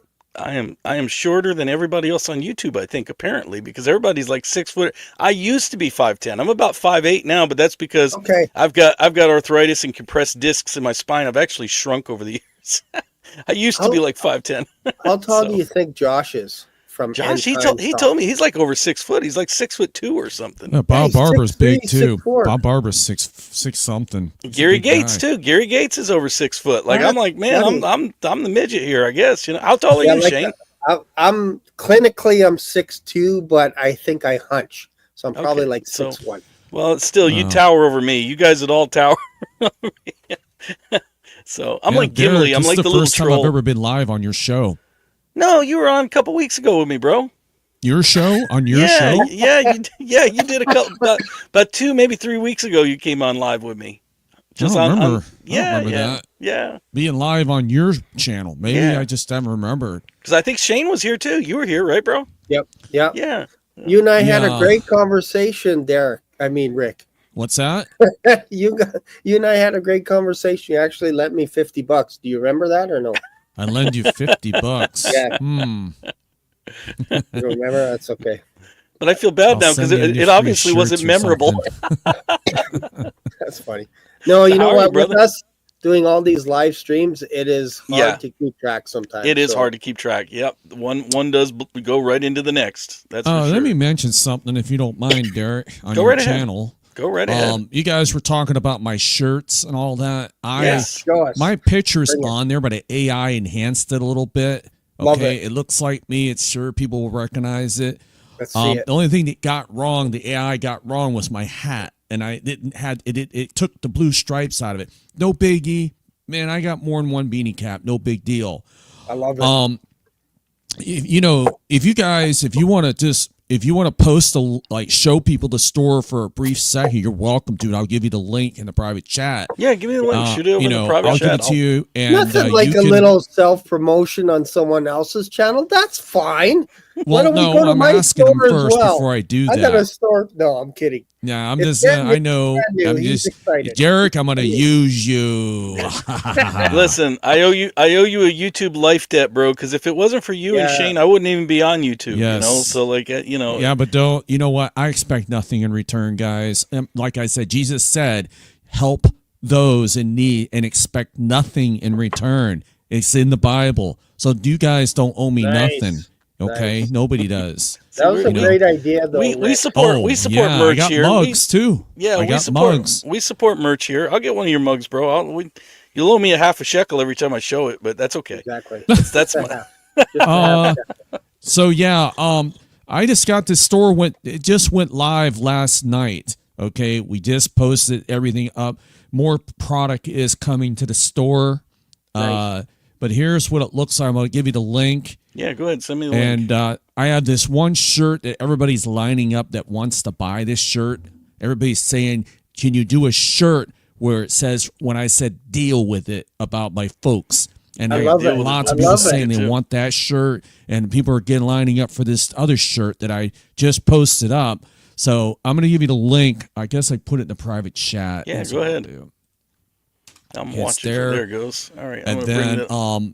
I don't think I'll have control of what I can show you on her, so I'm probably gonna be the one. Can I just present it myself on my screen? If you want to share screen with me, otherwise I'll I can just share do it that Yeah, way. go ahead. Just do a Just share do- screen and I'll bring it up. Yeah, that way I can control what's going Yep, on here. absolutely. Here it comes, and boom, it should be up. All right, let's see. There we go. Okay, what we're looking at here is this is a sweatshirt right here. I'm just going to go through it real quick. I Many gotta get different me a sizes. shirt. Here's my mug. This side it says Departure Heaven, and this side says I am Rapture Ready. Okay, very neat Your little mugs mug. are cheap. How come so cheap? Mine are like twice as much as yours. Well, I'm using Printful. That's what you need to go for. Go to Printful. Nice. Okay. Printful. And then this shirt here is really, there was a big cloud right here. I took that cloud out, redid this. I blew up my picture more. You'll notice it looks different from the one in the see video. it bigger? Can you blow it up? Yeah, my a little picture is bit? bigger and I took the cloud away from it. So there's that. Love and it. then we got it in white. We got it in gray, of course. I got to get me one of those shirts, man. It's We got a cheap. Departure Heaven. Look at this, hats. $20. I think Yeah, look at my this. hats are Look at like this. 30 or 40, man. So yeah, and like I said, here's the Departure Heaven hat, and Love then of course we got the sweatshirt in black as well. Nice. So yeah, so you guys, prices are affordable. They come in all the sizes. You know, as That's it a goes, steal. the price does go You're up. basically giving them away for free, is what you're doing. $18? Are you kidding me? Well, no, look at this shirt here, $27. This is a sweatshirt. And that's small as well. When you get to extra large, that price really goes up, you know. So yeah, that's it, guys. Just check it out. Nice. You know, Love it. just wanted to briefly let you know that that's coming. The one thing about, like I said, you know, deal with it. I'm gonna get that shirt up probably tonight. There won't be a picture on it. I don't you need to put my should have- picture on all my shirts. I like that, though. I'm I gonna do like you a it. solid there, Rick. I put the link in the chat for anybody that wants to go there. There it is. On the, Do you the have thing. Yeah, check it Dude, out, guys. you have toques that you're selling? Because, man, you wear What the am I toque. selling? What is that you said? You should sell toques because you're always wearing a toque, and I think that's a good look for you. You're talking about my beanie cap? Yeah, What is it called again? toque. A You toque. don't know what Okay. you don't know what a toque is? Not a beanie Never cap. heard that That's in my weird. life till now. Toque? What? A toque? Oh man, yeah, Toque? toque. No, that's not what a beanie I cap have is a whole called. bunch of them in my dog sled, man. I'm gonna go get them. I'm gonna bring them on. Oh, Oh, do you Yeah, I dog could- sled really? I Do you could do get- that, like Shane? I said, or you just the pulling store our, just pulling our went chain? live, guys. It all went live just yesterday. I haven't got all the merch on there, but the Printful is really cool. If you go with them, you should consider it. Yeah, I That's think funny. They have a lot of customization and a big product line. They're worldwide, and Can you, it's can pretty you do me good. a favor when you get a chance? Email me a link to that, and then I think your audience is getting restless. They want to answer. Yeah, some yeah, questions we're there. wanting to. Sorry, wanted to do some guys. questions. I came That's on all and right. just sort of hijacked their show with my merch. That's all We right. could have made a That's all right. commercial for Rick. and just pause after you did the Abrahamic Accord, and then have Rick come up and just talk about his shirts. Hey, folks, you better get these shirts, folks, Yes. right now. Maybe I'll And clip if you the video. miss out, deal with it. I'll Yeah. clip the video as a short and send it to you, Rick. You could use it as your promo. So, well, let's get to a few questions here. I've got some in the live. I have a few more on the paper. Probably won't get to them all today, but I knew I wouldn't because of the Abraham Accord, so I wasn't planning on getting to every single question today. But whatever question I, what's that? I'm sorry. That's sorry. all right. I just thought about it just now. Canada, they're trying to take Canada. America's going to buy Canada. What do you think of that, guys? Yeah. Shane? Yeah. I'm sure you're hearing about it. Yeah. Yeah. Okay, go ahead. Absolutely. Sorry. I said, it's whatever I don't get to this week, I'll rack up and we'll get to it next week. But here's one from Mountain Farms that came in the live. Do you think we will see what's happening on Earth during the tribulation? What do you guys think about that? You think we'll get a chance to see what's going on while we're up there? You know, my dad and I talked about that. I said, will we be able to watch from up there? We have front row seats, like sort of a theater style, where we're all sitting in a big auditorium watching all these people down here dying. And that is why I don't think we will. It's just my opinion.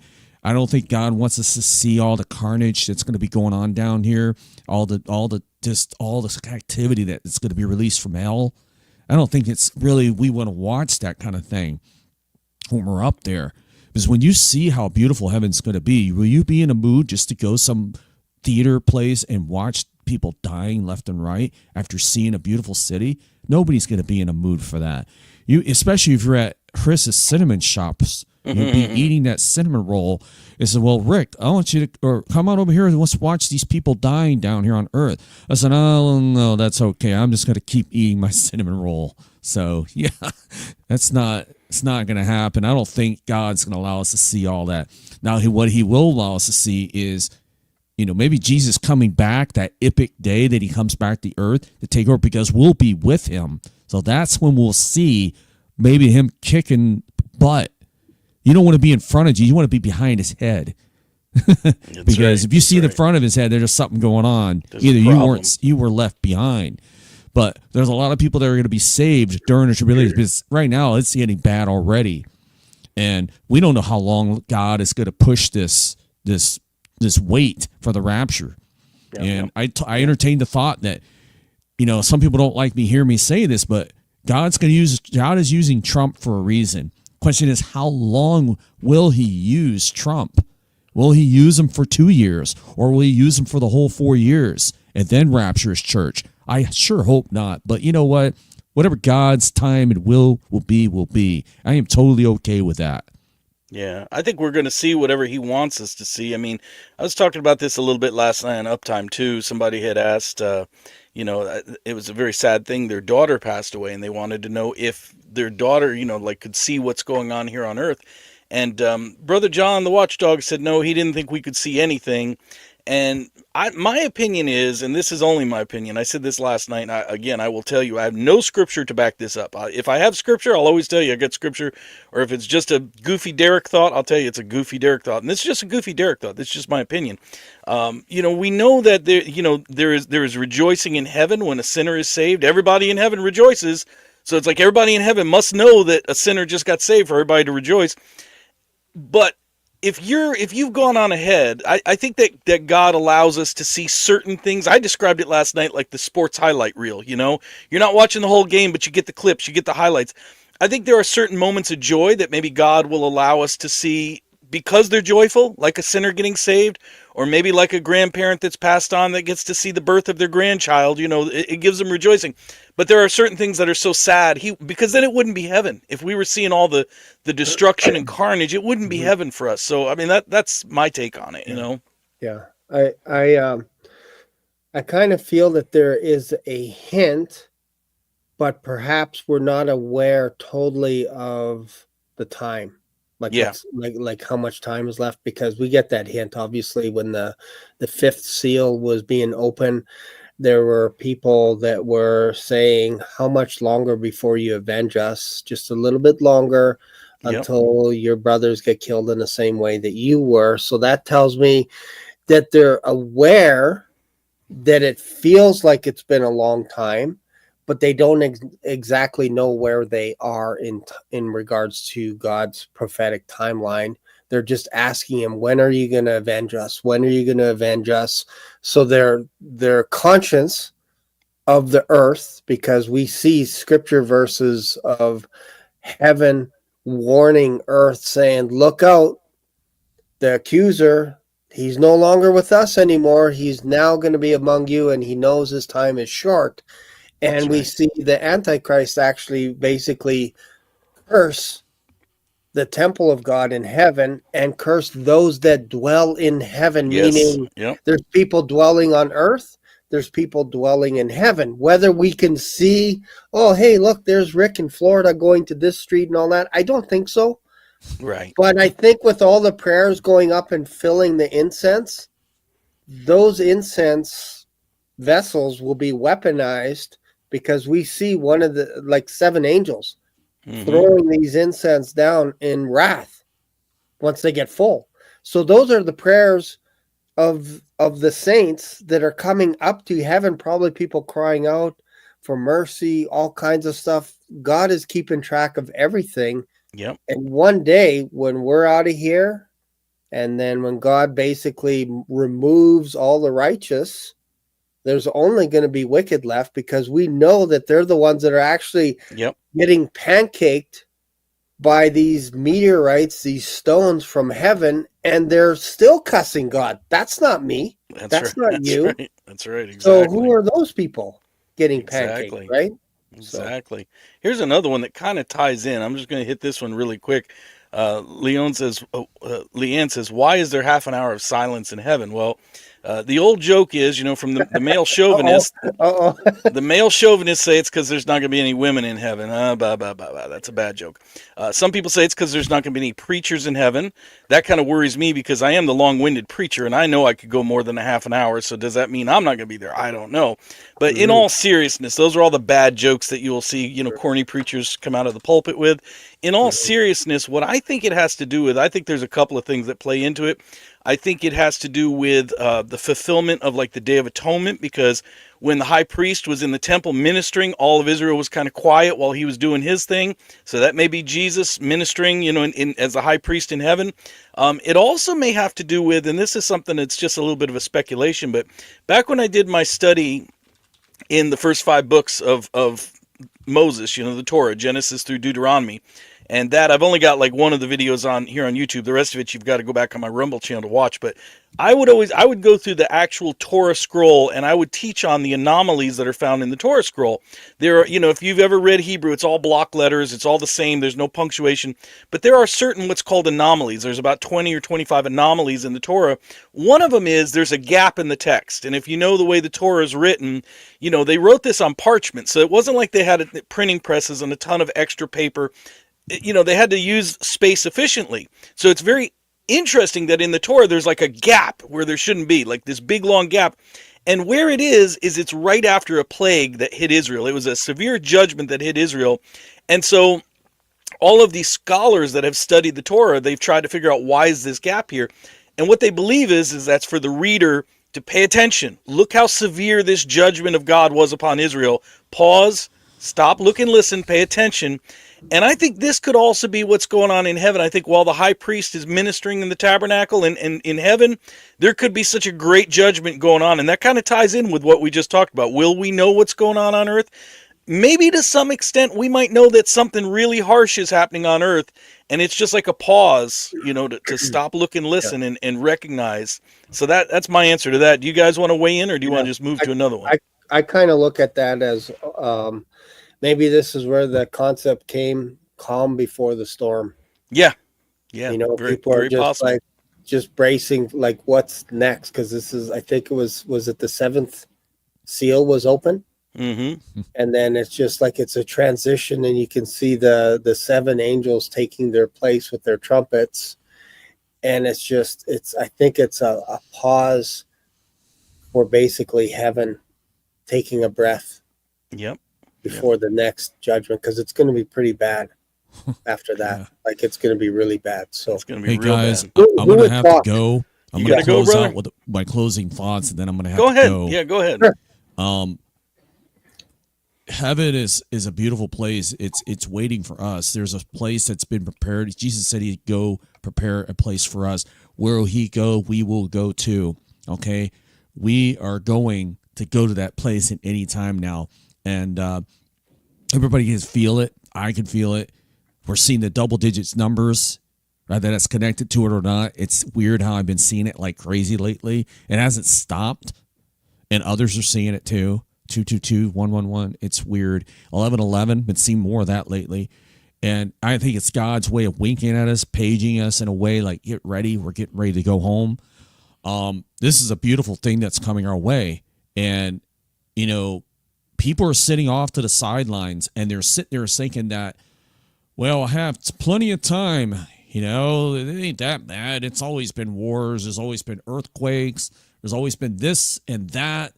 And I got time. No, you don't have time, because you're not guaranteed your next breath when you walk out your door the next day. You're not even guaranteed the next breath. Okay. Any time, any point in time of any second of the day, you're not. Okay. The rapture can come at this second while I'm talking to you. That is how imminent it is. Okay.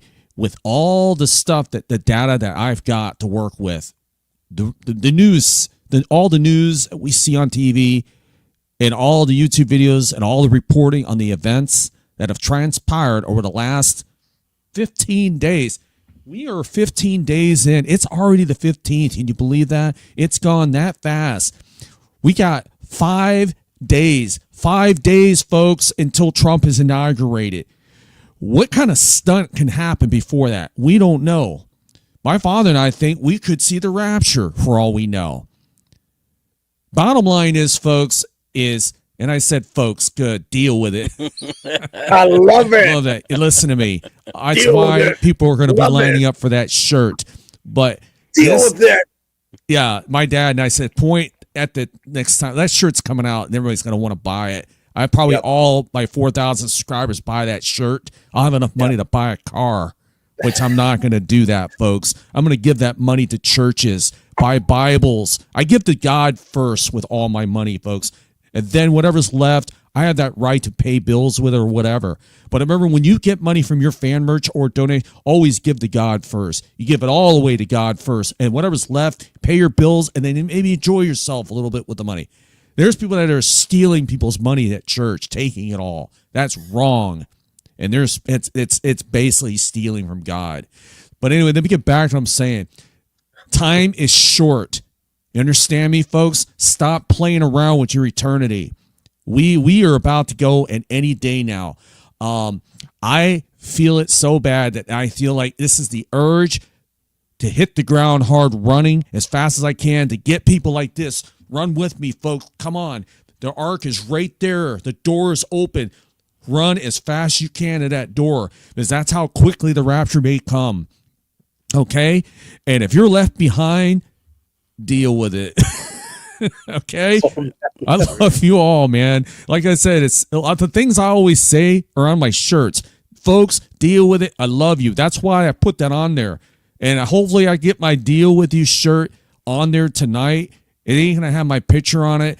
Maybe I'll make one with my picture, but, just to get it out there. It's not all about the money. It's all about getting you saved. That is what it's all about, getting you saved. I don't care about being famous on YouTube. I don't care about the money. All I care is getting you on that ark. That's all I want you to do, is give your life to Jesus Christ and get on the ark. That's all I care about, is getting you saved and getting you on the ark. Now, there's a question directed at me to Parcha. We need more colors. I got gray, black, and white. Now, I will fit in color. If you got colors that I should put it in, send it to my email for requests. It's departureheaven@yahoo.com. Requests at the merch store. Rick, I like to buy this from you, but you don't have it. Make your requests there. Also, check out Shane's store. Shane has an awesome merch store. Get his mug. Black Swan Revelations. Shane, tell him about it. And Drew, Derrick. Don't get this mug. Yeah. Get that mug. Yeah, right there. And Derrick, You need to come out with a store. Do I have to talk you into that too? I don't know. I might. Some people have asked me about that, but I always tell people, like, I'm just here trying to be a blessing to others, and Yeah. I can afford to. I don't have to do this. I don't, I've got a good, decent paying job and everything. Not exactly a rich man, but not poor either, Yeah. and we're rich already. We're rich in heaven. What I will say, this is what I've been telling everybody lately. What I will direct you to this: if anybody is feeling particularly charitable and would like to make a donation, but since I don't have any way to make a donation, I've been recommending everybody buy me a cup of coffee. Check out what Uptime is doing. Yeah, Uptime has a campaign. If you go to Give, Send, Go at Uptime has a campaign. What they're actually trying to do is raise enough money to get all of us, to get all the guys you see right here on the screen, all of us together in the Watchman community, along with many of the others that you see. They're trying to have a convention where we can all get together, meet like one a Bible another. Conference. Yeah, and meet you guys out there. Meet the guy. You guys are so faithful to watch. I think it's a great idea. I could put something like that together, like the location-wise. I know churches that I know, and I said, look, I got some brothers from out of town. We like to do a little conference here one night. I'm sure they'll be down with that, especially meet some YouTubers that are out there doing their stuff for the Lord. But yeah, that you know what? I would suggest buy me a cup of coffee. I have that too on my link in my links description box. That is a really cool. Chris has that, and he always thanks his people for his donations. You know, but like I said, give to God. Give to God first. Don't take that money and pocket it in your pocket. That's wrong. God sees what you're doing. He won't bless you. He'll be like, the hell with you, Rick. Amen. He sees everything. You can't hide from God. You can't hide nothing from him. So don't even try it.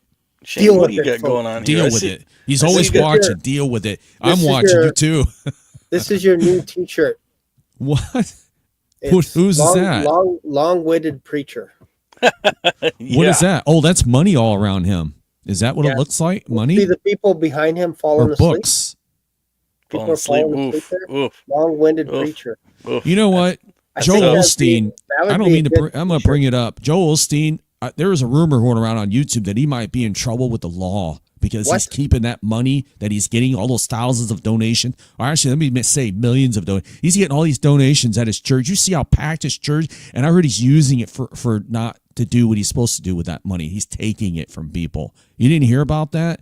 There's something on YouTube. I don't know if it's true or not. It doesn't surprise me. You know what he is? Discernment. People got. He's a prosperity preacher. He's in it for the money, folks. I'm just saying that's my opinion of the guy. I would never watch him. That's just my opinion. You got to use discernment.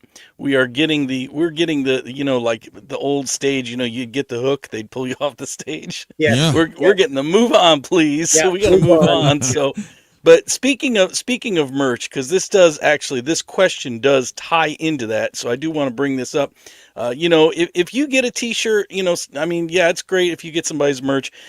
If you get somebody's merch, what I would say is it's great as a conversation starter for you to be able to speak to somebody about the gospel, and that kind of ties in with what Johnny Z was asking earlier. Question: is spreading the gospel with posters count as spreading the message? I'm already doing it, and it's just a refresher in my mind.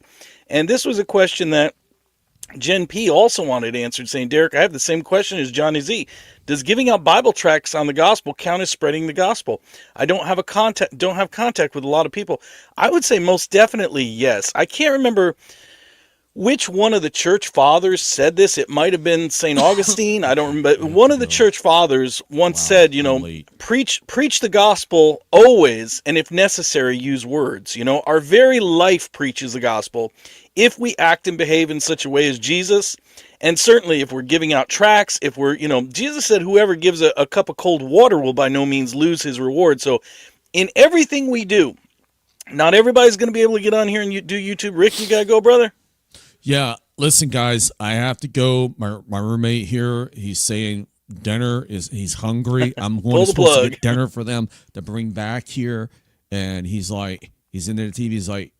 He just texts me. He's like, Rick, what are you doing, man? I'm hungry. It was great seeing you, brother. Go YouTube. That's what he said. Go he eat loves some dinner. My channel. He's basically talks about Bible prophecy along with me on there, But enjoy anyways, your dinner, guys, and I will see you Monday. We'll have a new president by the time we do your next show. So, when is it on the 20th? On the 20th at noon. My show keeps falling on major eventful days. You ever notice that?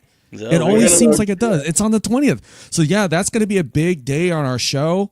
Anything can happen while we're on air. yep, Get ready. we're gonna have a That's lot something. to talk about.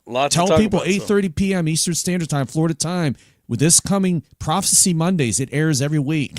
Check it out. It's going to be amazing. That's a nice. Yeah, check that out. Okay, Derrick. Amen. And God bless you, Shane, brother.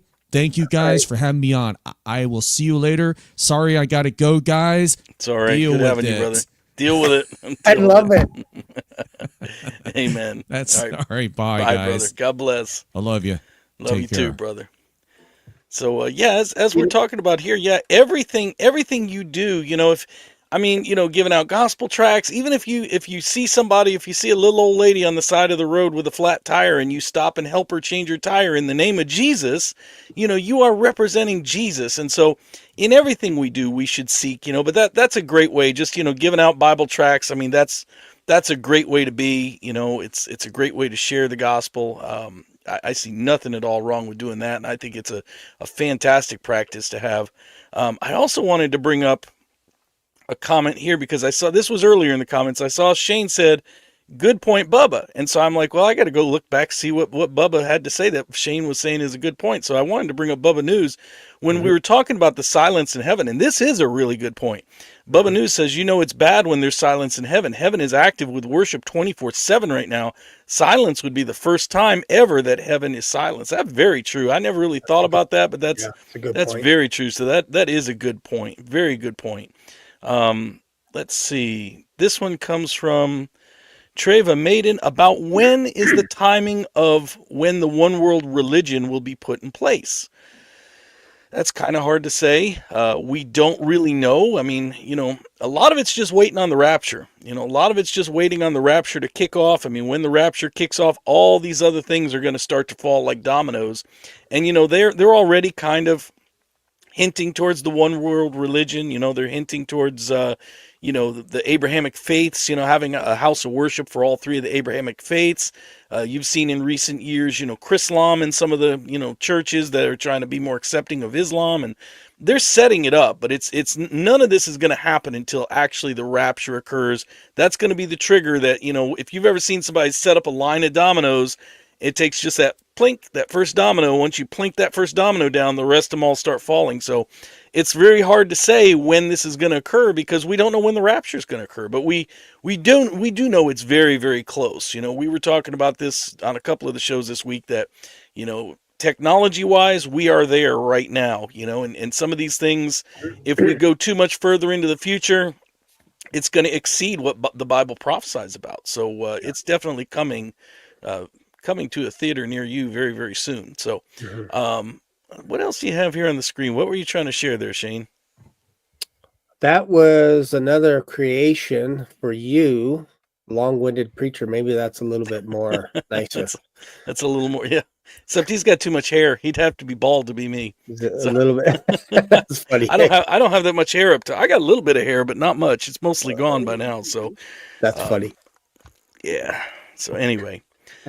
Good stuff. Good stuff. Let's see if there's anything else. I've got a couple more. We're right up on 2 hours here, so I could go a couple more minutes, but let's see if there's anything else anybody wants to talk about in the chat. Otherwise, we could pick a couple more questions off the paper.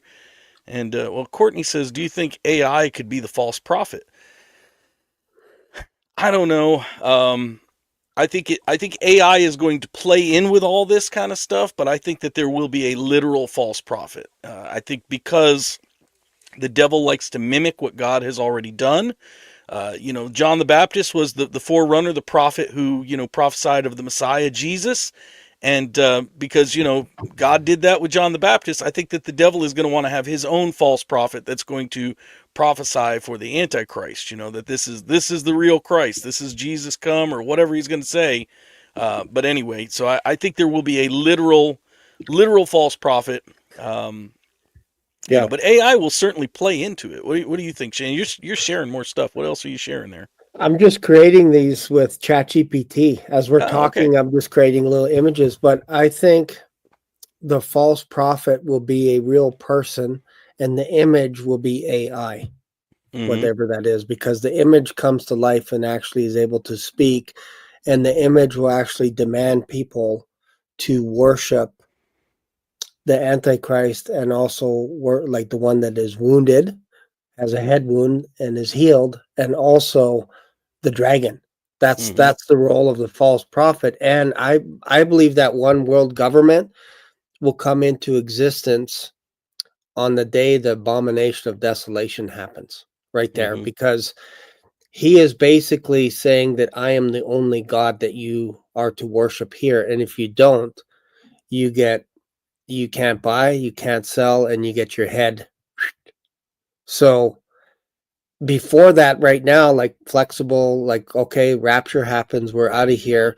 I don't know how much time. For me, it feels like there's 3.5 years of wiggle room for the Antichrist to build and build and build and build, where people are like, I don't agree with this guy, whatever. And all of a sudden he does something that they're like, wow, who could make war against this guy? Like, this guy is like no one else we've ever seen. And he breaks a treaty, our covenant with Israel, and then they flee into the wilderness or all this other, like, flee out of Judea. So it feels like that's the midway point where it's like, okay, there's no more fooling around now. You have to worship the Antichrist, or you risk your life by fleeing from him, because he's going to demand worship. You can't get away with worshiping Buddha, the God of the Mormons, the Muslim, Allah, any other God.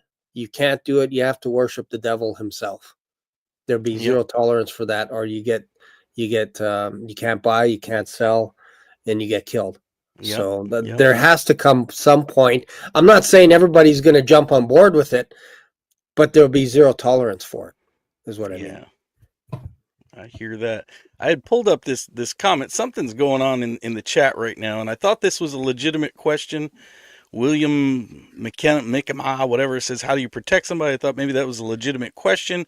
But then as I'm reading through these comments, it's, I don't know, there's something very weird going on with this individual here. Somebody said it's hard to follow what you're saying.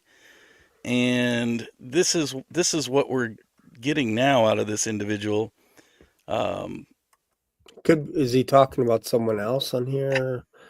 Sounds like he understands now. Yeah. So I think this person's this one's on your channel, so I can't moderate, but I see. I see you've got you have moderators on your channel. I think you've got he calls us friends there as a moderator on your channel.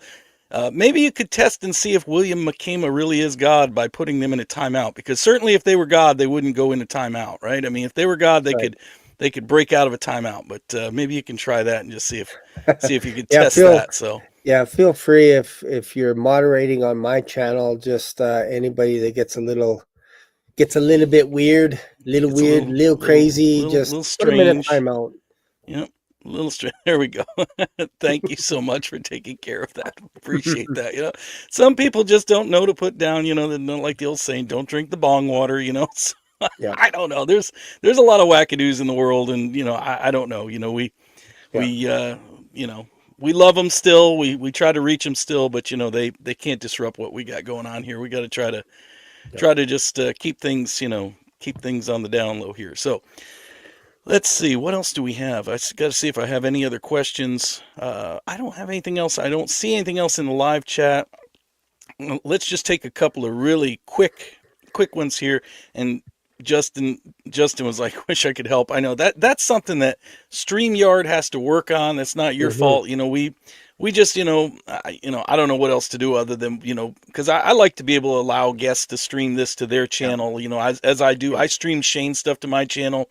But, you know, that's a StreamYard issue. StreamYard doesn't make it able where we can moderate one another's channel. We can only do what comes in through our channel. So if someone sneaks in on someone else's, but I know that's an issue with StreamYard, and we got to try to deal with it. But anyway, so I did have one other that just popped in here. Let me grab that real quick. Okay. Question. Any suggestions on explaining that committing suicide during the trib is not enduring till the end? Well, I mean, for sure, you know, that may not even be a possibility, actually, because there's a verse in Revelation that says in those days, men will seek death and they will not be able to find it. You know, which is kind of interesting. It's like, how do you really explain that? How's that going to work? You know, I know some people have talked about maybe a genetic modification that takes place where, Yeah. I mean, everybody, like these scientists, they want to live forever. They think, well, if we could just crack this code on the human gene, then nobody has to die. Well, have you ever thought about it? What if they figured that gene out where now, nobody can be killed or nobody could die? And then Mhm. all of a sudden you're going through the tribulation. You want to die. You're like, this sucks, You're Yeah. getting pelted with meteors and have sores and all kinds of other stuff, but you can't die. So I Yeah. don't really know how that plays out, but Yeah. but Yeah. And definitely, I think the ones there that were wanting to commit suicide have the mark of the beast. yes. And it seems like those people cannot. Not to say that perhaps somebody couldn't off themselves or whatever, but man, that's I don't know. I wouldn't want to be put in that situation where No. there's a group of people that are going to either eat you, devour you, rape your wife, whatever it is, animals attacking you, whatever, that you're put in that situation that you're actually contemplating that. I would not wish that on my enemy. And we know that happens to people when they get pushed into a corner. Now, historically, via the church, like the old our early church fathers, something almost supernatural came over them when they were being cut in half, when Mm-hmm. they were being persecuted, when they were being lit on fire. They were singing songs, they were singing hymns. It was almost like they can see the other side while they're being tortured to death.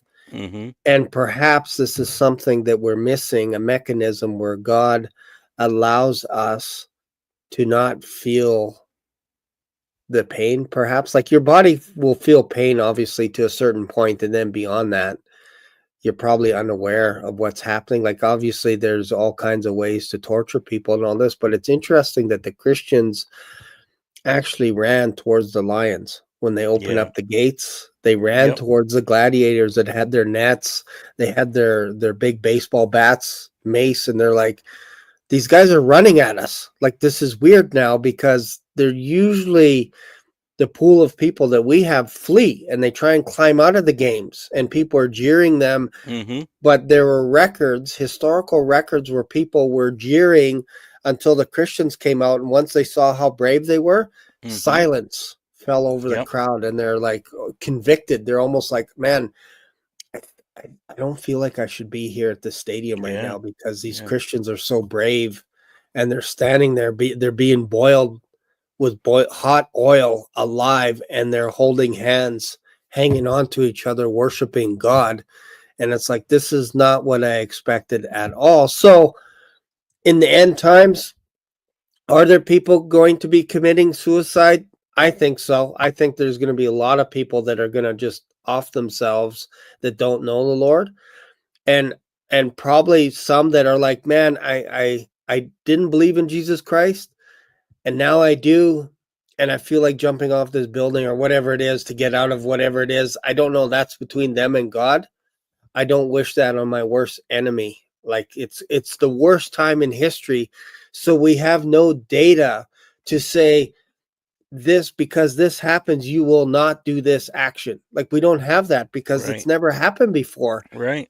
So Right. we should, like, if you're not saved right now, this is something that you don't want to play around with and go, well, I could always just kind of off myself if it gets too much. You may not be able to, That's is right. Derrick's point. You may That's not right. have that chance if they, like, let's just say you're thinking once it gets bad, maybe I will, and they inject you with something to make you go into a coma or whatever. The next day you wake up and you're shackled and you're like, I can't even get out of these restraints to do anything to myself. I can't swallow pills. I can't do whatever. And you're in that forever state while you're You're stuck. alive.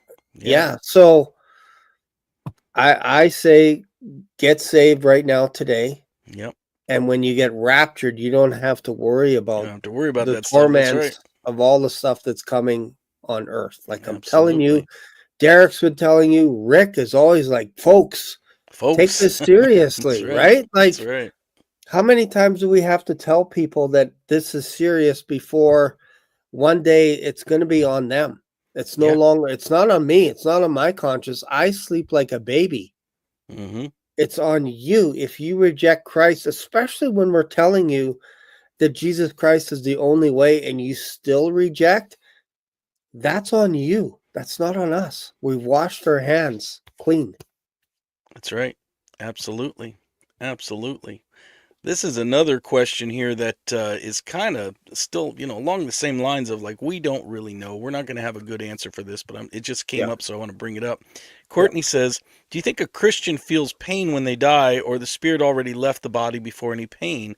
It's I kind don't of what know. I was kind of hinting Yeah. at a little bit, Yeah. that maybe there's something where the Lord is right there beside you, because it's only for an instant.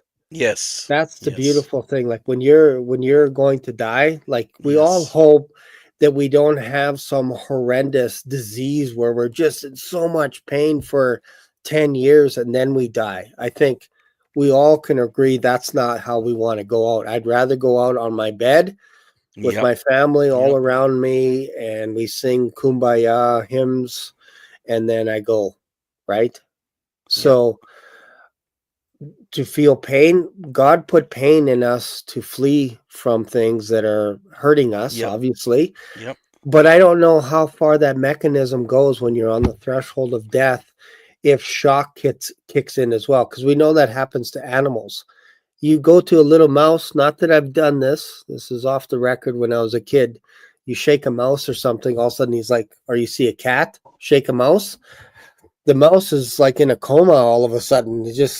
He's in shock and he doesn't feel any pain anymore. The cat can do whatever he wants to that mouse. So maybe there's something like that once we get to a certain point, Could be. threshold, and we see Jesus Christ. Like look at Stephen. Stephen Yep. is an example of Yep. seeing Christ standing at the right hand of God and being stoned to death. And he's like, don't hold this against them. Mm-hmm. Don't hold this against them. Exactly. So there's Exactly. something there that's different than somebody else that is not a Christian, I That's believe. right. And I even if it agree. is painful, I get it. But man, the reward, I think the pain that you're suffering because of persecution or whatever it is, the reward on the other side is that much greater. Yes, I agree. I totally agree. I think we can maybe do one more question, and then I heard the back door open. My wife is home, so I think we'll do one more, and then Okay. I've got still more, but I'm going to save these for next week. We got plenty of time for next week to do some more. So let's take Okay. this one last one, and then we'll call it a night. Saint JPM writes in, "What happens if you believe and then start losing your faith?" My answer to that would be, first of all, it depends on how I mean, look, we all get a little backslidden from time to time. Yep. I have certainly wrestled with the Lord. I have had some really high mountain peaks and some low valleys. And, we have situations in life that can sometimes cause us to wonder about. I think, let me qualify it this way, St. GPM. I think there's a difference between losing your faith and doubting God's plan for you, or not understanding fully what God's plan is for you. And I'll give you a couple of really good examples. Okay, here's 3 really good examples from my life, just personal examples of when I was kind of at my lowest in my life. One was when about 25 years ago, when I lost my house and I went bankrupt. And I was doing everything right financially. I wasn't wasting money on anything. It's not like I was gambling or betting on the horse races or doing anything silly with my money. And I was a tither. They say give your tithe to the Lord and he'll return it back to you. Well, guess what? I was a tither. And I still lost my job. I couldn't find another one. My house had to go into bankruptcy, or into foreclosure or whatever. I went bankrupt. It was a rough time for me. I was homeless for about 6 months. I lived in my mother-in-law's basement with my wife and 2 little kids until I could find a job and get, and I got really angry with God. I got bitter. I never lost my faith that there was a God, but I'm like, what happened? And so I doubted his plan for me. I didn't fully understand it, what it was for. We know that Romans 8:28 though says that, all things work for the good for those who love God and are called according to his purpose. At another time in my life, a few years after that, I'd always felt called into the ministry, and I had finally had the opportunity. I started a little ministry. I started it within another church. Another church had supported me as I kind of planted this thing, and eventually it grew to the point where we had to go out on our own. I mean, I filed articles of incorporation. I had a 501c3 so that we could have tax-exempt donations. I had my own building. We did the whole thing. And it was almost like a starburst. It was like a supernova. It grew and got very bright, and then all of a sudden it was like black hole, gone. Within about 3 years, it just sort of fell apart. That really broke my heart. I'm like, Lord, if I was doing everything right, why didn't this thing last? Why wasn't it more than what it was? And I really wrestled with God for a while. I went into a very dark place over that, where I never lost my faith. But I did doubt the purposes of God and the plans of God in my life. The third time was just a few years ago. It was when my mom passed. My mom, she passed during the whole pandemic back in 2021. And my mom was a praying woman. She believed in faith healing. She probably much more than me, very honestly. I mean, I'm getting older. I get my aches and pains because I'm older. I got arthritis. I'm just an older guy, and mom would be like, confess Jesus over there. I'm like, Mom, yeah, I get it, but Jesus isn't going to save me from getting old. That happens to all of us, So she was much more into faith healing even than I was. And then she got sick with this thing, and we prayed. Listen, I marched around the hospital with an open Bible reading scriptures. I carried my shofar, blew my shofar. I don't care if I look like an idiot. I don't care. I snuck anointing oil into her hospital room. I'm like, I don't care if they catch me doing it. They catch me doing it. I anointed her with oil, and yet she passed. And it was just very, very hurtful to me, and I didn't understand why. In my mind, I thought, well, God, wouldn't you get a whole lot more glory if you didn't just raise her up out of her deathbed? And but God has his reasons for everything he does. But the point is, I went into kind of a dark place, but it wasn't that bad that time, because you know what? I've already been there a couple times. I've been through those valleys and saw that even in my lowest points, God is faithful.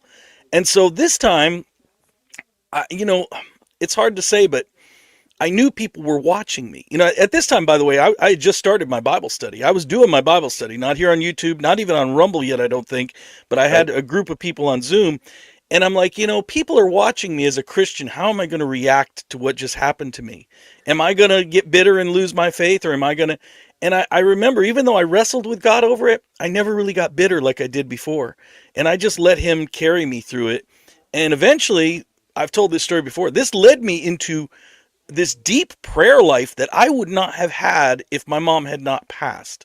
So I would just say, whatever's going on, it's one thing to lose your faith and not believe. It's another thing to doubt God's plan for your life and wrestle with him a little bit. And I bet you that's what's going on.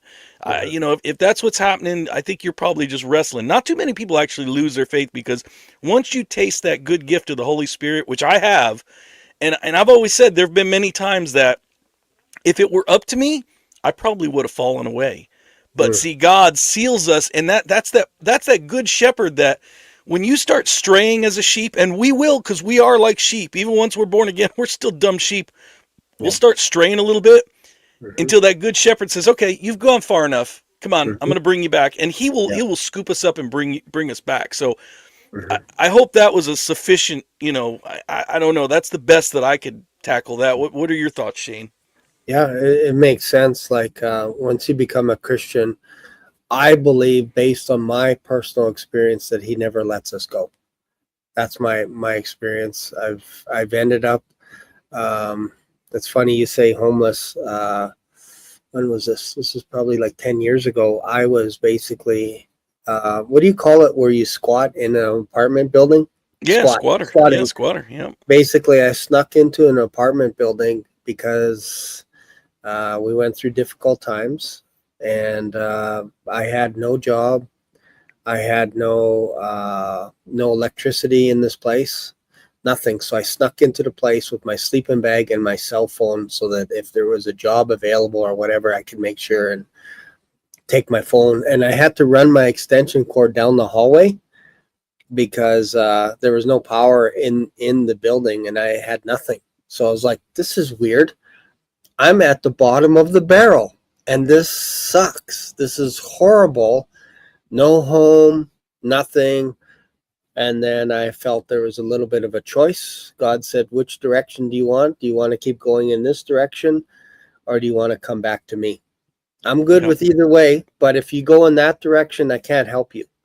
But if you say that you're going to come back towards me, I can help you. I can work with whatever you have. A few years later, ended up buying a house, bought a car for my wife, all this kind of stuff. And I'm healthy, everything. Like just things turn around where they wouldn't even look at me for a credit card. They wouldn't even look at me. I had to use a prepaid credit card in a hotel going out of town with my wife, and they're like, sorry, we don't accept prepaid credit cards. So I called my daughter saying, hey, can you lend me your credit card number? How embarrassing was that, right? Yep. Now I have like 12, but the point is, don't get credit cards. Yeah, that's right. But I had nothing, and God never let me go. That's right. Never let me go. Right. That's right. Right? So that's something to think about with, and I think, didn't Michael, wasn't he homeless for a little while as well? I think so. Yeah, I think so. So I think you have more people that have been down and out on these various YouTube channels than the audience just sees today. They don't see the stuff that we see what happened. That's right. They don't see any of this stuff. They just look at us today and say, "Oh, your life is perfect." Yeah. Well, we went through a lot of hard knocks. Been through a lot. That's right. Been through a lot. I'm going to throw up this one last comment, and then we'll close it out because I just got a phone call from my daughter. I really got to run. But while we were talking about that, Mighty Sarlacc wrote in, "What are you talking about? So many people have lost their faith. The clergy project is evidence. It happens a lot." All I would answer simply to that is, how do we know they really had faith? John, in the one of the books of John, I can't remember if 1 John, 2 John, one of the books of John, John says that they went out of us because they were never of us. And so when someone leaves their faith, there's a good chance they never really had it to begin with.